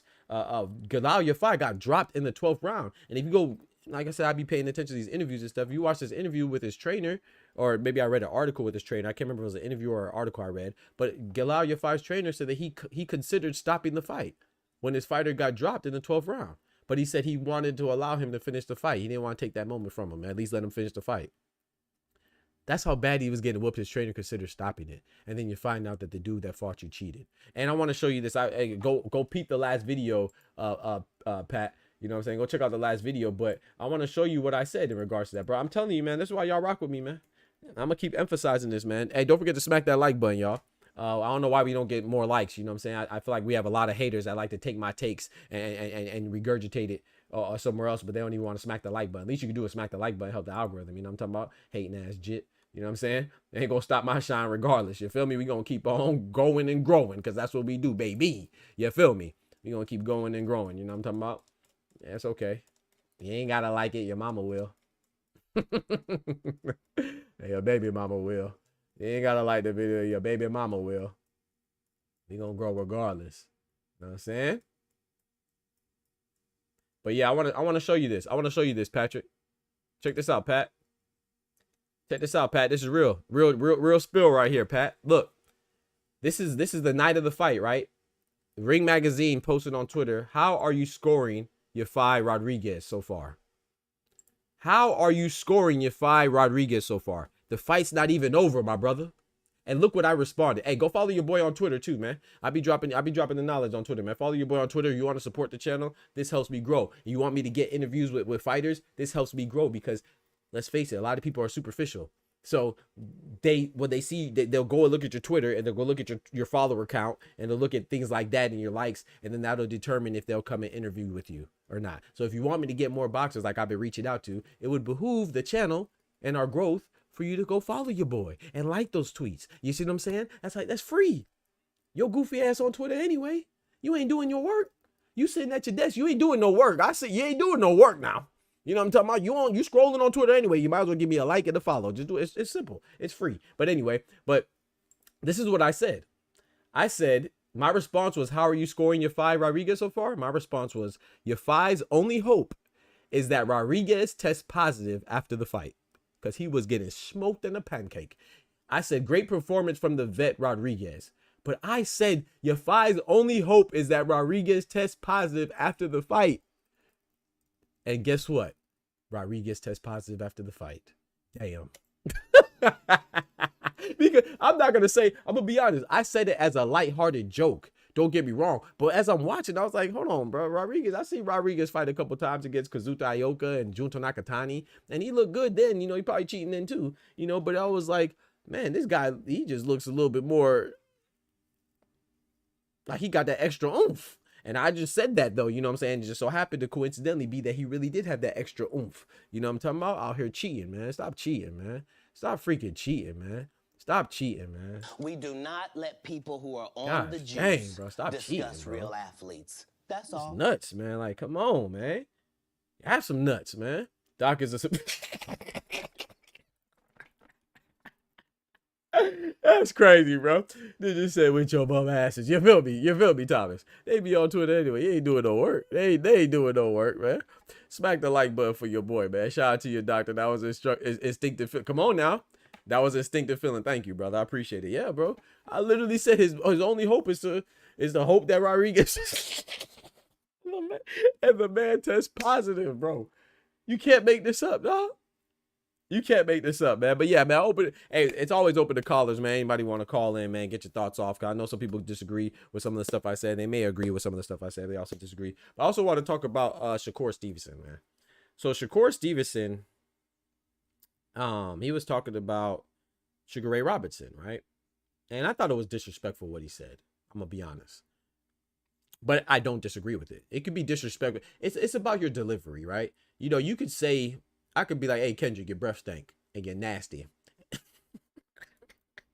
But if I say, hey, man, Kendrick, come holler at me real quick, man. You know you my boy, man. You know, go ahead and take this mint real quick. You know what I'm saying? Get this mint real quick. You know what I'm saying? Look, you know what I'm saying? Your breath a little. You know what I'm talking about? Your breath got that stank on it, got a little punch on it, right? So you could say your delivery is everything. You know, it's people that don't know the difference, they think it's okay to be an asshole. No, it's never okay to be an asshole. It's never okay to be rude. It's cool to be blunt, but you could also be blunt and be diplomatic and be considerate and be chivalrous, you know what I'm saying, or you know what I'm saying, you be kind with it is basically what I'm saying. So what Shakur said in the interview, he said that Sugar Ray Robinson, I think he even, don't get me wrong, don't quote me, but I think he even said that he's buns. And granted, he's just talking, but that's the thing, you know, like it's different for me and Thomas to be chopping it up, you know what I'm saying, at the barber shop, and I'd be like, hey man, Thomas, man, you know Sugar Ray Robinson buns, you know he was fighting all types of bums and he wasn't fighting nobody good, you know what I'm saying. It's different to say it, but then you say it in the capacity of a filmed interview as a professional fighter that has benefited off of the work that your predecessors like Sugar Ray Robinson has put in for you. So I thought, I'm gonna be honest, I thought Shakur was wrong to call him a bum and say that, you know, or no, he said he's buns. He didn't say a bum. He said he's buns. And to say that he was only fighting guys that weren't good. You know, I thought he was wrong for that because the game has evolved. This is the part where I think he's right. He said the game has evolved. And I agree. The game has evolved. But in order for evolution to happen, that means that there had to be some type of building block, right? So it got better. It's like comparing our level of math with the levels of math of scientists or mathematicians in the past. Of course, we're going to be better now because now we have derivatives. Now we have equations that help us effectively judge these things and calculate these things, when these guys in the back, they were establishing these equations and these principles, right? And these theorems, right? And we are proving them, and then we even further develop it. So I think it's disrespectful to say, okay, these guys weren't smart back then, we're smart now. No, we built off of that. Without that, then we wouldn't be as smart as we are now. So even with boxing and basketball too, or any sport or anything, not just athletics, academics, you know what I'm saying? When Sugar Ray Robinson may have fought with his hands down, right? He may have fought with his hands down, but because of him, we know to keep our hands up. You see what I'm saying? Because now we build on that. So I thought it was, you know, that's why I never really cared for Shakur Stevenson like that. I always recognize his greatness and always would never talk down about him being a boxer. But I always thought that he kind of speaks from a entitled, sensitive, like sensitive place. You know what I'm saying? And people might disagree. You know what I'm saying? But I just feel like he just says a lot of things like this. And I ended up defending him on this article, right? Because somebody, some goofball, some clown, some idiot, some buffoon, some nut job, he made an article about it and he tried to make it seem like he was racist. Now, Shakur Stevenson did say some insensitive stuff. He said that Sugar Ray Robinson was buns, and I quote, he said that he was fighting a lot of white boys. Is that racist? Is it insensitive? Yes. Is it stupid? Yes. Is it a trash comment? In my opinion, yes. Is it racist? Who do you think he was fighting back then? He was. It's not race. It's actually factual. Now, what's the part that makes it bad is because he make it seem like white guys can't fight, which is not really what I didn't receive it like that. But if you're a racist person and you're a person that's coming from a place of prejudice and discrimination in your everyday life, you're gonna receive it like that. Now, but it's his fault because he gave you the opportunity to receive it and perceive it like that. So, like I said, it's Shakur's fault. That comment was trash, but to me, that's not racism. To me, it's racism when you tell me that Vasily Lomachenko who was a Ukrainian white fighter, right? European fighter. It's crazy to me, and it's racist to me when you emphasize how intelligent he is, even though he's 18-3 in the pros, but then because of his performances, but then you tell me somebody like Floyd Mayweather or Roy Jones Jr.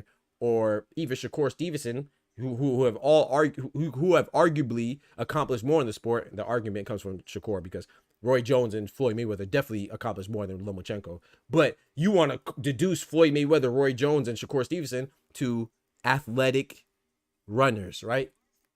So it's not because, Lomachenko's game is predicated off of defense, and that's why you say he's intelligent. And I agree, he is an intelligent cerebral fighter. But Floyd Mayweather is also more intelligent and cerebral.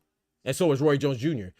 Roy Jones Jr. is a very athletic, twitch reflex, physically gifted guy. But you cannot do defense without being intelligent. A lot of his counters and stuff come from timing. Where you get the timing from? That means you're doing calculations in your head. That means you're setting up traps. That means you're anticipating what your opponent is going to do before they do it. That's intelligence.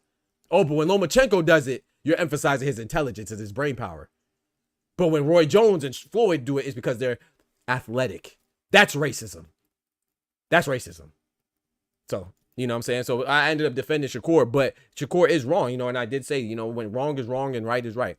Shakur is wrong for saying things like, oh, okay, well, Sugar Ray Robinson is buns because we are better now. Of course, you're always going to be better now. You think LeBron, you think Jerry West, rest in peace, Jerry West, you think Jerry West and, I don't know, Bill Russell and those guys could hang with LeBron? No.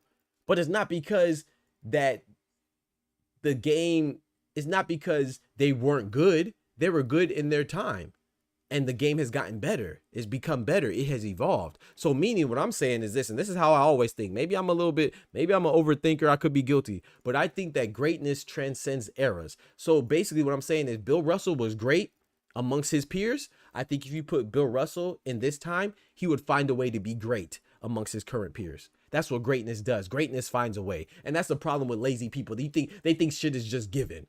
Like even with Deontay Wilder's not the most, he's an athletic guy. You know what I'm saying? If you want to say, he definitely doesn't use a jab or any type of fundamentals. Nothing about his game implies that he's necessarily thinking like that. That's why he loses a lot of his fights till he hits that equalizer. But you still have to respect it because he started boxing late.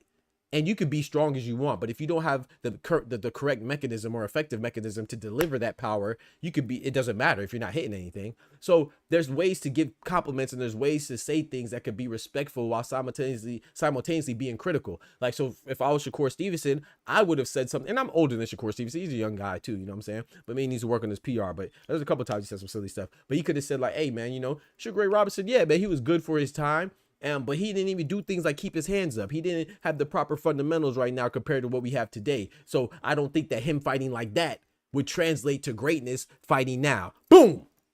You see what I did? I gave him his props. I effectively critiqued him. And I said why I think that his style wouldn't be effective today. But I didn't say he was buns. How can you say Sugar Ray Robinson is buns, bro? Come on, bro. You just got to use common sense, man. You just be respectful, man. But some people just aren't respectful. So I definitely think he deserves criticism. But for a guy to say that he is racist because he made an assessment, I think you're racist, and you're looking for reasons to try to make you feel good about your racism. And the comments was full of, oh, all these black folks and all these black folks and these black folks are always criticizing other black folks and these black folks, that's why they can't progress and all these black, what I'm saying? That's what the comments were full of. Yeah, exactly. So I'm not saying I disagree with Shakur. I just think that was a terrible way to put it. Terrible. Steven said Wallace sometimes. I don't understand his intentions. I thought he mature. Come on now. Does he have beef with Sugar Ray? He got beef with Sugar Ray. It's crazy. Hey, and who said Al Booger said, Jason's implication is the racist part. Yeah, I feel you, Al Booger. I feel you. He said, it hasn't evolved much in my opinion. Watching old fights, I don't see a huge difference in technique, athleticism. I feel that too. Sugar would have whooped his ass. Man, B-Dog. Yeah, it's just, like I said, I'm not saying what he's saying is wrong, it's just different, it's like even with basketball with the 3-ball now, it's more part of the game, part of the natural flow of the game. I agree, I agree with B-Dog and Al Booger as far as there's things that translates, you know what I'm saying? And there's still people that keep their hands down. But I also agree with Shakur as well. I do think that collectively the sport is more competitive from a talent pool, and that just comes from access, right? Accessibility. When you broaden the accessibility to other places and other people, and you accept people in competition, that's what competition is for, right? Sports competition. It's to break barriers, right? So when you having more Hispanic folks participate, you having more black folks participate, you having more white folks participate, you having more whatever, you know what I'm saying? You having more African folks, Asian folks, American folks, or sorry, European folks, you know what I'm saying, North American folks, when you South American folks, when you having more of a mixture of folks participating, then of course it's going to get more, the competition is going to intensify and it's going to demand more out of you. You're either going to get right or get lost, you know what I'm saying, or get left behind. So I do agree from a general standpoint that, yeah, everything's getting better, and it should. We shouldn't be going backwards. We should be progressing. Now, what Al Booger said, you know, it's debatable on how much it got better, but I definitely think it got better. Now, did it get better from an athletic standpoint? Did it get better from an intelligence, mental standpoint, physical standpoint? I don't know. You know what I'm saying? I have to look and see. But, you know, to call Sugar Ray Robinson the buns is wild. And shout out to Al Booger. Al Booger agrees that. Let me make sure I'm not putting words in Al Booger's mouth. You're saying that you agree that it was somewhat racist. Cool. You know what I'm saying? I'm not mad at that, because I do think that he gave people the opportunity. But when I heard it, I didn't immediately think racism. You know what I'm saying? But then I want to be very clear. I'm also guilty of not being mad at Naya Inoue for saying that American fighters don't fight with fighting spirit. I didn't immediately hear that and think racism or any type of discrimination. Or like when Keith Thurman said that, oh, a Mexican fighter would never beat me because they're flat-footed. I don't hear racism, or I just hear guys speaking off their experiences and what they think. Now, your experience can be racist. But what I'm saying is like, I see it as them basically saying things like, oh, I'm not going to let this person, I fought many American fighters and they haven't beat me.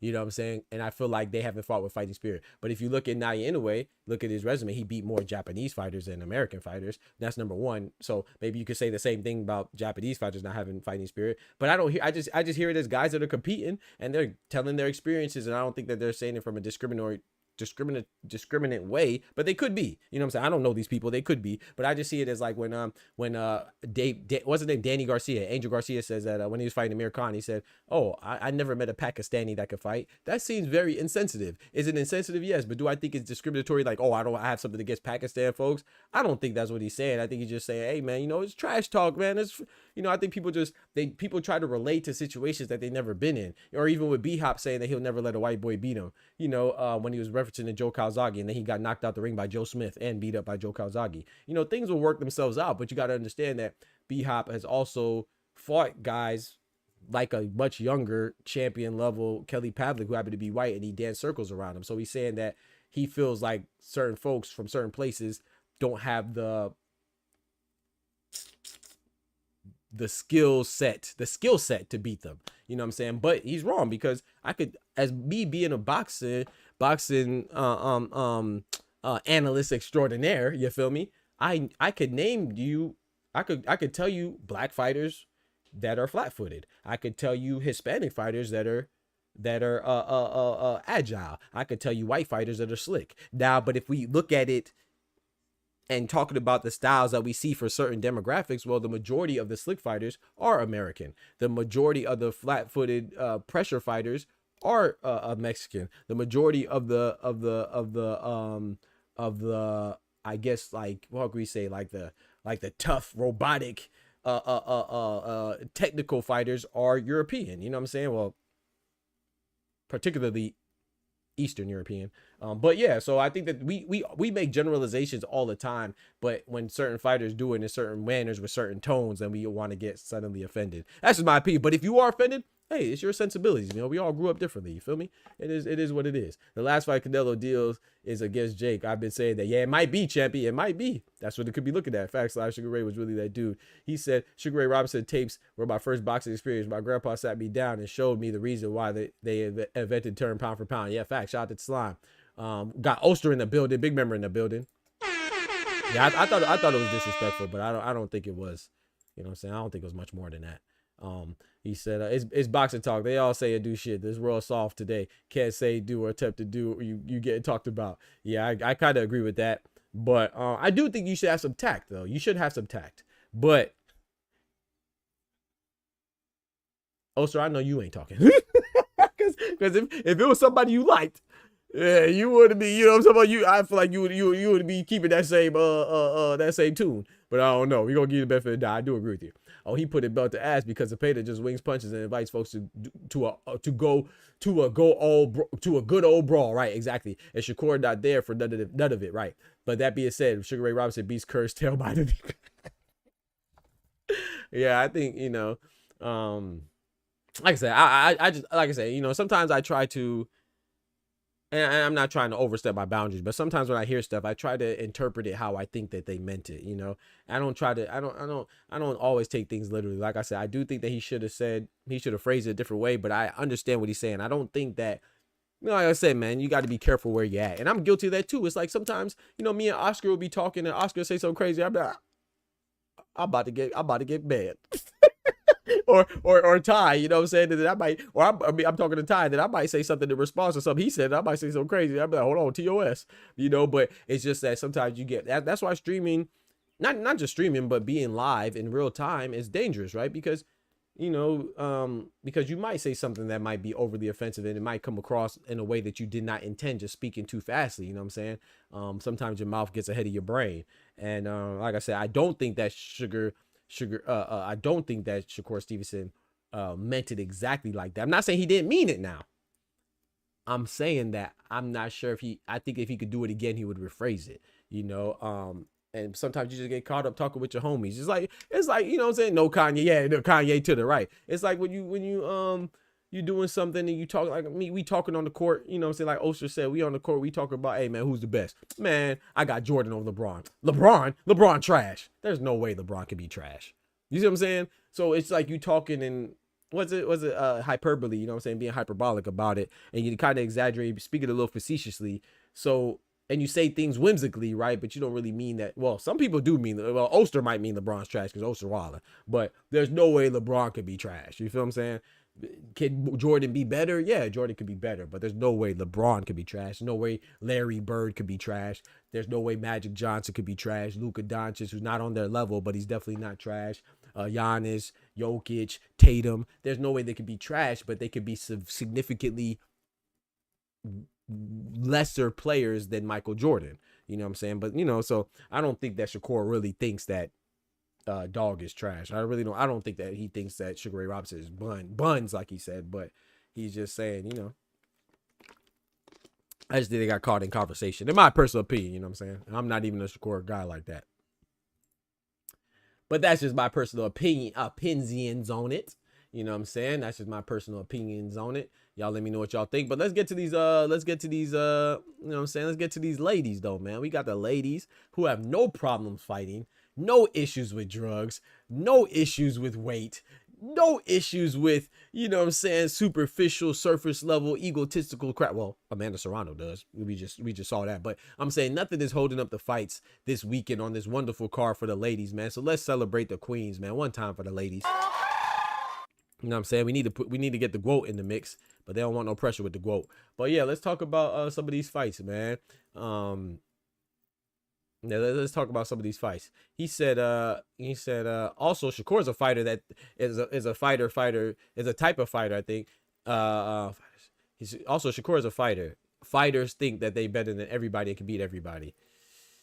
Yeah, but that doesn't mean you can't have tact. I mean, Floyd Mayweather is respectful, right? I just watched a thing where Floyd Mayweather was making a boxer and he only said himself for one thing. And you know him and Muhammad Ali and Layla Ali, you know, the Alis, they didn't really get along, but he still gave Ali credit. So that's not an excuse. You could think you're better than somebody and not call somebody buns. So like I said, I don't think that's an excuse. Yeah, fighters, people think that they're better than everybody. Of course, you know, a lot of people do, especially when you're at the highest level. You know, it's like me, right? I'm my doctorate in engineering. Do you think, how many people do you think that I believe are actually smarter than me? They might know something that I don't know. They might be doing something longer than I have more experience, but there's very few people that I think are actually more intelligent than me alone. If I didn't think like that, then I wouldn't be able to get a doctorate in engineering. You know what I'm saying? I wouldn't be able to do that. However, I'm still respectful. I do recognize people's work, and I do think that there's people are Of course, I know that I'm not the smartest. I'm not the, no, I don't think I'm the smartest, but I don't think I'm the dumbest. I think I'm very smart, and I think I'm smarter than most people. But at the same time, I'm not going to disregard or disrespect somebody who came before me, whose work I built off of, or somebody who's teaching me. And now that I'm at their level, I'm also called doctor. I'm going to say, oh, they're not as smart as I thought they were. No, they're still, it's so crazy because, you know, I had professors, man, and this is a little different, right? But I had professors at my school. Then once I graduated my PhD, they said, oh, you don't have to call me doctor anymore. You know what I did? I still call them doctor. And you know why I still call him doctor? Because yes, we might be on the same level from an education or a criteria or a accomplishment standpoint, but they're still, I still want to give them that respect because they earned it. You see what I'm saying? Because I remember how they taught me or what they did for me or whatever it is. So respect is something that's in you. It's not necessarily, of course, shout out to your parents. They probably taught that to you and instilled it in you, but respect is something that should be there regardless. You know what I'm saying? You can be better than somebody, but you don't have to walk around like you're better than them. Those are two different things. You see what I'm saying? Those are two different things. That doesn't mean you're not better than them, but you don't have to act like it. You know what I'm saying? And that's where you become a pompous asshole. So I'll always hold any and everybody accountable. People discriminate all day. Discrimination is just making a choice today. You get treated and loved for what you do, period, point blank. Talk to him. He said, nah, the ninja be feeling himself. He feeling himself. He be feeling himself. He feeling himself. Hobby Hawk versus Shakur at 135. I'm fighting from 30s and 40s. Who you got? Ooh, I gotta look more into Homicide Hank, man. Don't get me wrong, Al Booger. I'm gonna be honest, Al Booger. I'm gonna defer to you because I'm gonna be honest. Like, I watch boxing, but like you said, 30s and the 40s, Willie Pep, Homicide Hank. You feel me? A lot of the other greats. You know what I'm talking about? I ain't watching that Grady footage. I'm gonna watch it, like I said, like I know, like you said, Homie Hank, right? Of course, some people who aren't familiar with Homicide Hank, they'll look at it and think you made a typo and meant Tommy Hank, but you meant Homicide Hank. So I know who you're talking about. I know about these guys, you know, and girls, but you know, it's like Cheryl Miller. Cheryl Miller's a beast, but I've seen more Candace Parker. That doesn't mean I'm gonna say Cheryl Miller's not good for the women's basketball, or it's like Michael Jordan. I grew up with Michael Jordan. But I'm not going to say who's his predecessor. I don't know. I'm not going to say, I don't know, Oscar Robertson or Kareem Abdul-Jabbar or Jerry West or whoever else before him is not good. That's the disrespectful part. And that's exactly what Shakur Stevenson said. Said the man's buns. But like I said, I didn't take it like that. I took it as him just rapping with somebody and they just talking and it just happened to get caught on camera. You know what I'm saying? So, but that's part of being smart and having PR. You know what I'm saying? And being tactful, you know, and not being full of yourself, you know. So so that man said he buns. I said, hey, yo, come on, bro. What are we doing? Buns? Come on, dog. You gotta stop it, bro. But yeah, man, let's talk about this car, man. Shout out to my guy Oscar, talking about one of the ladies pulled out for pregnancy. Yeah, Dina Thornsland. Shout out to Dina Thornsland, man. They having a baby. That's wonderful. But that's crazy. I always think that's funny. The fight got canceled because she pregnant. She getting it in. Getting out them stresses. You know what I'm saying? She's sparring in the streets and in the sheets. You know what I'm talking about? I'm taking Hank all day, but I really like Shakur. I think he's a top fighter. Would probably beat Tank if they ever fight. Yeah, I think he's a top fighter. I mean, I think he's the only one that can beat Tank right now. And I think Tank is the only one that can beat him. I think they're both top fighters. I'm going with Tank, but if somebody picks Shakur, I'm not mad. You know, no booty call. No. That was her husband, if I'm not mistaken. I think they're married. So that was like a family thing, you know. So shout out to them. But it's just funny the timing. But yeah, man. So but yeah, like I said, I think there's just ways to say stuff. Your delivery and your presentation means a lot, you know. And I think this would have severely helped him. And I don't think there's any real excuse for it. But like I said, I think people will go overboard and try to make it seem like, man, I'll pull it up, chat. I'll pull it up. I don't like to give, you know, nonsense any type of you know, too much play, you know, but I'll pull it up. Let me see. I'll pull it up. I'll pull up the article I'm talking about. And the one I commented on, you know.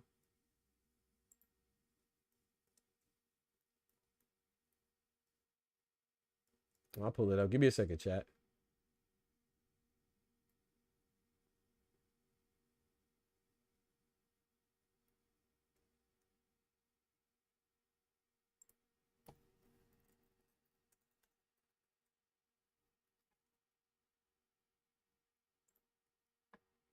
All right, so here it goes right here. Let's see. So it says, the article says Shakur Stevenson, Sugar Ray Robinson was buns and can't defend. Right. This is what he said. And so, so my response, so this is what he talked about. He said he was buns, slang for poor quality. If you don't know what buns is, then you probably buns intellectually. He said, watch him fight Jake LaMotta. He was hitting Robinson with nonstop hooks over and over. You know, this is what Shakur Stevenson said. He said Sugar Ray Robinson didn't even know how to pick his hands up. You can watch the interview and stuff like that. And then he said Sugar Ray Robinson. This is the white boy's comment. He said who was he fighting? All white boys?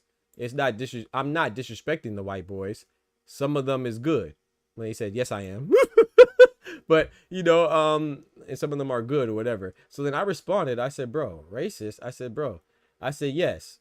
So this is what I respond. I said, yeah, it sounds just about as racist as when other idiots say Loma. Notice I said other idiots because I'm calling Shakur's comment an idiot. So I want to be very clear. I'm not defending Shakur.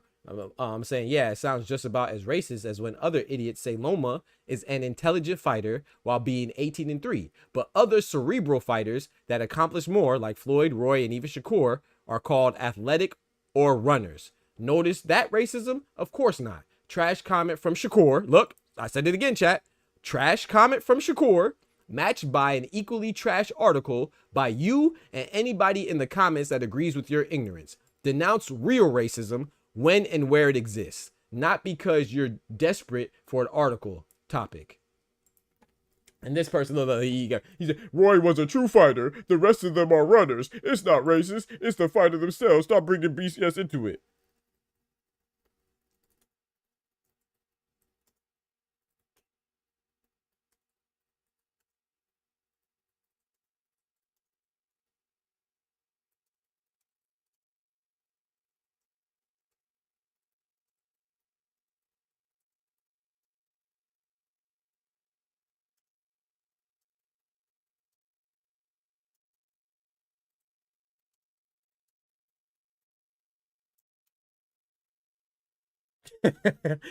You see when someone speaks on it though, I'm bringing BS into it. The article is the one that said it was racist, but because I commented on the racism, suddenly I'm the racist. You see, that's how people do, bro. That's a mechanism, that's a defense mechanism that people use. The man said that I'm bringing BS racism into it. The article is what mentioned the racism. So it's never the problem when people say things that are racist. It's you that respond to the racism, then you're the problem.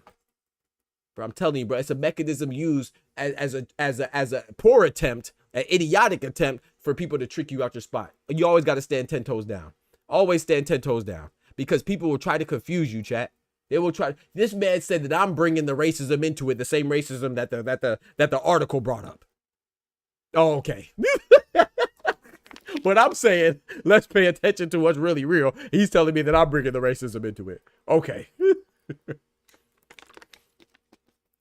Oh, that's the mental acuity you speak on. Come on now. That's exactly what I talk about right there. It's slow, fat-footed white fighters. That's what he's saying, you know? And like I said, it's like, it's the same thing. Okay, this is why Al Booger and Oster, and this is why I'm defending Shakur and Thomas, right? And everybody else is listening. I'm not saying what I'm literally saying what Shakur said was trash, but to say racist is a little bit too far, right? When people talk about back in the day, like with Jerry West and Pistol Pete and Maravich and all that stuff, what did they say in basketball? They say they were playing against a whole bunch of janitors, a whole bunch of taxi cab drivers, guys that had plumbers, guys that had different jobs, right?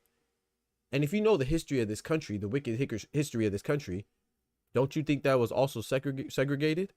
So Sugar Ray Robinson, when did he come up? Oh, around the same time, conveniently. So what Shakur said is not too far from saying that they were fighting firefighters or people that had other jobs. That's what he meant, in my opinion. And the majority of them, sorry to tell you, but the reality is the majority of Sugar Ray Robinson opponents were white, because of the current racial and ethnic climate of the country. That's just a fact. If you want to take that as him saying that white fighters can't fight, yes, I mean, that you could take it like that, but you could also take it the way that I took it as well. And the reason why you took it that way is because you're probably somebody who focuses on ethnicity and complexion and racism when you judge fighters. So that's why you're excited to see, oh, well, gotcha. You're being racist now. No, you're always been racist and you stay racist. And you will always be racist because that's the type of simplistic mind that you have with your lack of intelligence. So in order for you to give a fighter, you can't just give a fighter objectively credit. You can't just objectively give a fighter credit. You always got to go to some type of superiority complex, which really demonstrates the inferiority that you really have as a person. That's what it is. Anybody that demonstrates discrimination and hatred is because you're insecure. It is what it is. And being insecure, especially as a man, it's a weakness. It's a weakness. That's why most people that say ignorant things and racist things and discriminatory things, whether you talk about hate towards somebody for their nationality or complexion or ethnicity or religion or gender, they say it on the internet where they have a mask on effectively. And they have no profile picture. They have no account, no way to be held accountable in their real life. They don't say it while they're walking through Costco. They don't say it when they're walking through the park. They don't say it at the club.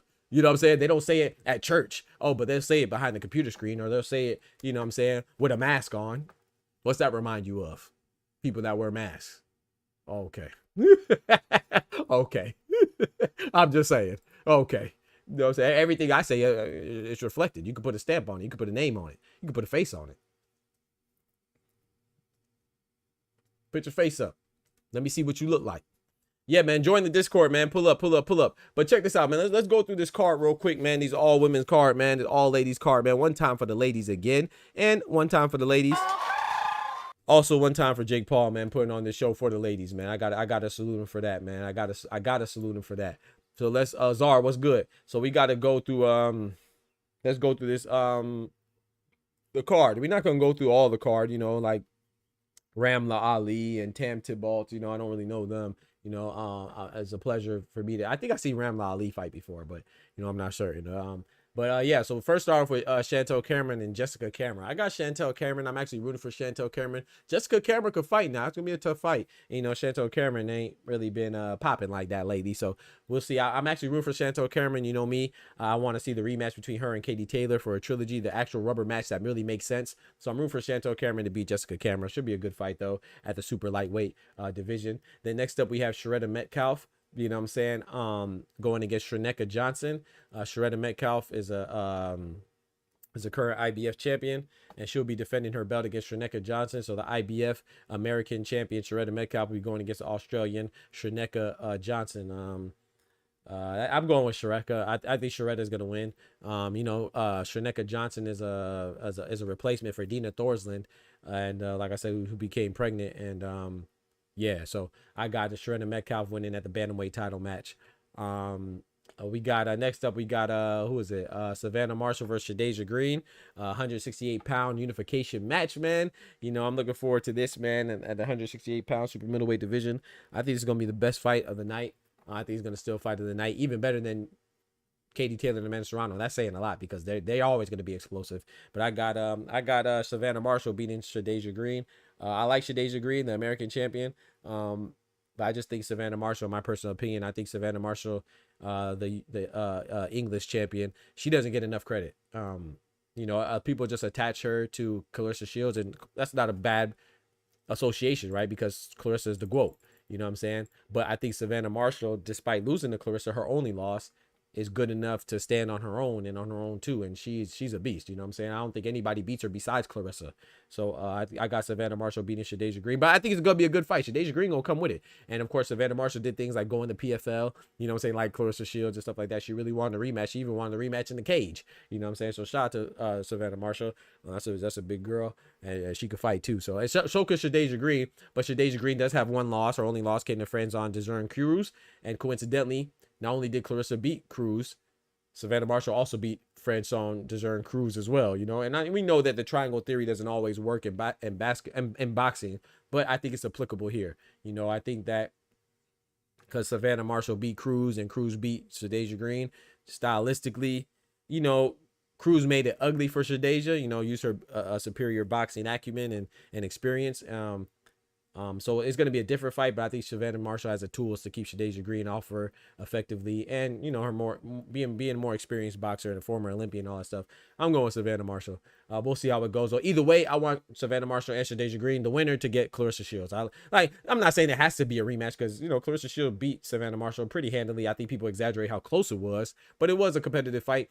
And I think people would get more excited for Clarissa Shields versus Savannah Marshall than they would against Clarissa Shields and who she's fighting next, which is Lanny Daniels. Even though Lanny Daniels is a champion, we don't really know Lanny Daniels like that, you know, and before Daniel Perkins, before that. So people didn't really know who she's fighting. I think that Shadeja Green and Savannah Marshall are names that people could at least recognize and therefore consequently be excited about. So I hope the winner gets Clarissa Shields, in my personal opinion. That's what I'm hoping for. But I think Savannah Marshall beats Shadeja Green. Shout out to my guy Al Booger. He says agreed. I'm hoping for Green, but I think Savannah got this. Yeah, I think so too. Pewsel says Floyd can be seen as prideful. However, he was a consummate pro. Talk to him. Only knockdown on his record was from breaking his hand in a fight. Only knockdown recorded was from breaking his hand in a fight. Yep. Never missed a beat to dedicate to his craft. Yep.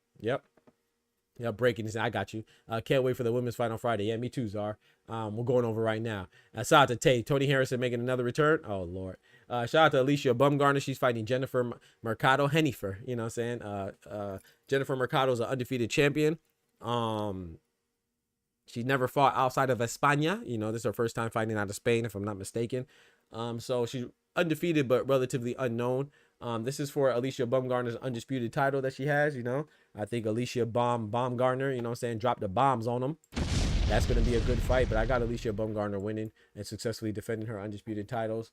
At super featherweight, another woman that was effectively, habitually, repeatedly, frequently, consistently, and constantly calling out Amanda Serrano.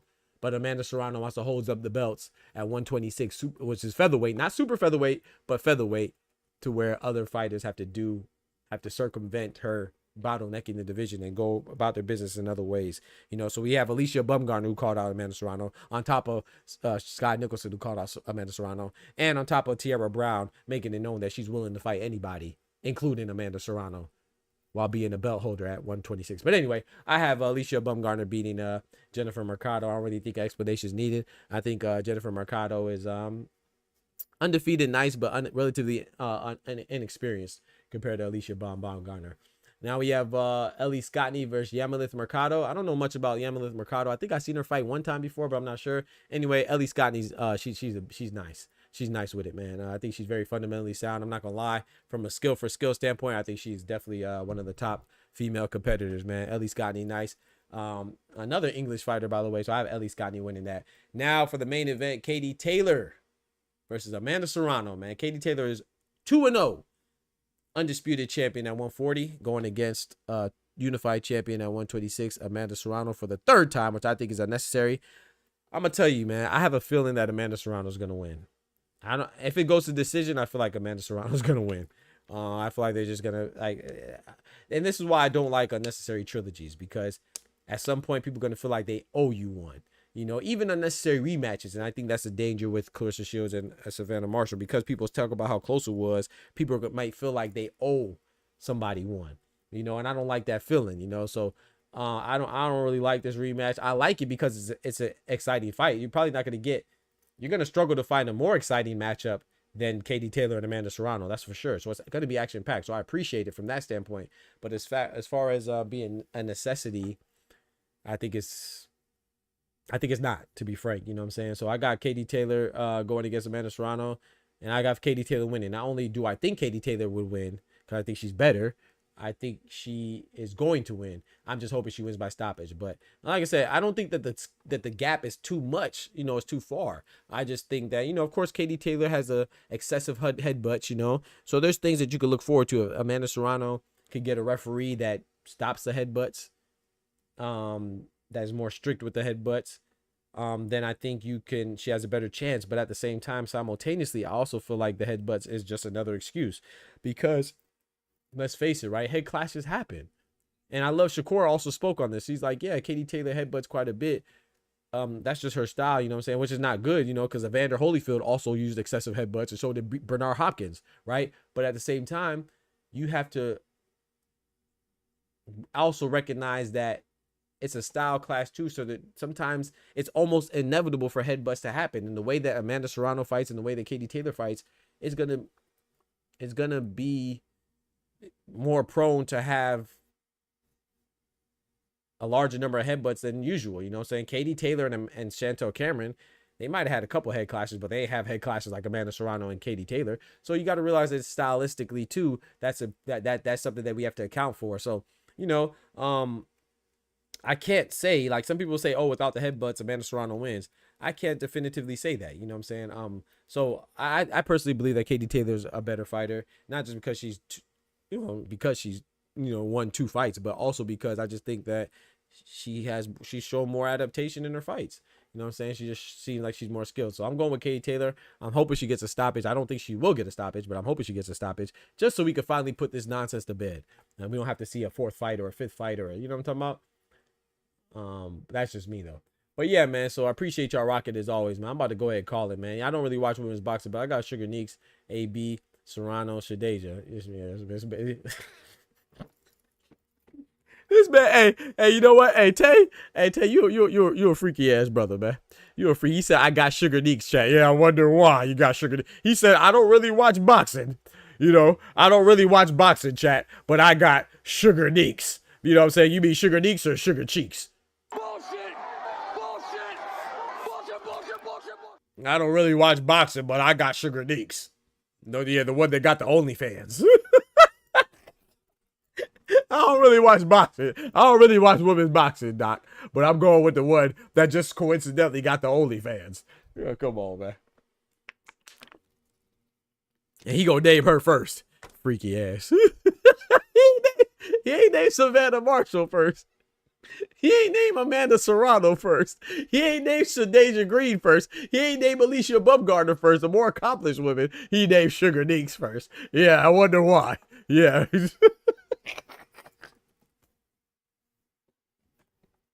That's the one you got, huh? Yeah, I bet, Tay. I bet you got her. Yeah. I'm man, crazy, man. Shout out to my boy Tay. But yeah, chat, I'm about to go ahead and call it, man. I appreciate y'all rocking as always, man. Don't forget to smack that like button if you haven't done so already. You know what I'm saying? Shout out to you, my brother. Shout out to you, man. I appreciate y'all rocking for real. Shout out to my guy.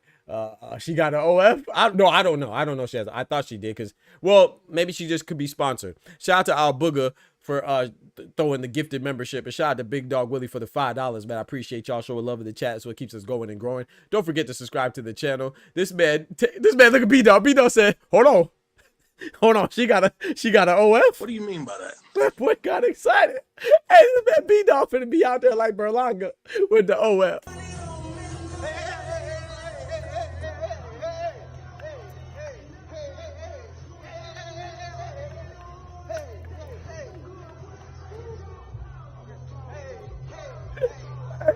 Hey, this man B Dog trying to see if she got the OF.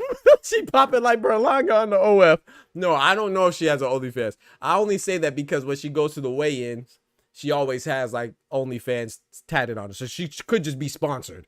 But I'm assuming if you're sponsored, you might have OnlyFans. I don't know though. I don't know for sure. Because I honestly never been on OnlyFans website. So, you know, I don't know if she has one. But I'm saying that she does because when she goes to fight, you know, in the capacity of a professional pugilist, when she goes to fight at the weigh-ins and in the ring, she usually has like OnlyFans logo on her. So that's why I'm assuming. I don't know. William Miranda, what up? What up, William? Don't forget to smack that like button, man. Look. B-Dog finna go broke right now. Hey, and well, hey, so long for B-Dog having the membership on the channel, because we know that membership money going straight to the OF. Hey, now we know why Tay and B-Dog never renewed their memberships after being gifted. Because that going straight to the OF fund. I ain't mad at you, player. Do your thing. You know what I'm talking about? But yeah, man, I'm about to go ahead and call it, man. Appreciate y'all rocking as always. Don't forget to subscribe to the channel. You know what I'm saying? Like it says right there. Turn that bell on for notifications as well. Go like the videos. Like this video if you haven't done so already. If you haven't, shame on you. But most importantly, man, even more importantly than liking the video, remember, man. Be kind to one another. Show love to one another. and stand up for what's right. I don't care who's doing it. I don't care if it looks cool or not. Stand up for what's right, no matter what people are saying. You know what's right and what's wrong. No one had to tell you that kicking the dog is wrong. You know what I'm saying? So no one, you just know that innately. You know what I'm talking about? No one has to tell you that slapping old lady is wrong. You just know that. So we all know right from wrong. That's the God in us. So just be kind. You know what I'm saying? Be kind, and more importantly, you know what I'm saying? Shout out to Ben Askren, man. We wish him a swift recovery. Our condolences to all those that lost in the Texas tragedy, the tragic Texas flood. Our condolences go out to their families, and anybody else who's been involved in any type of tragedy, and anybody who's sick, we wish them a swift recovery. Any family that lost loved ones, we send them our best and our condolences and well wishes. And also too, remember, with God we can do anything. Without God we're nothing. The doctor's out. Peace. From the hood to college, both worlds they had to meet. 6 degrees between us, so cold we're about to freeze. But we're Florida boys, hot takes, we bring the heat. We're moving the culture, the engineers to the streets.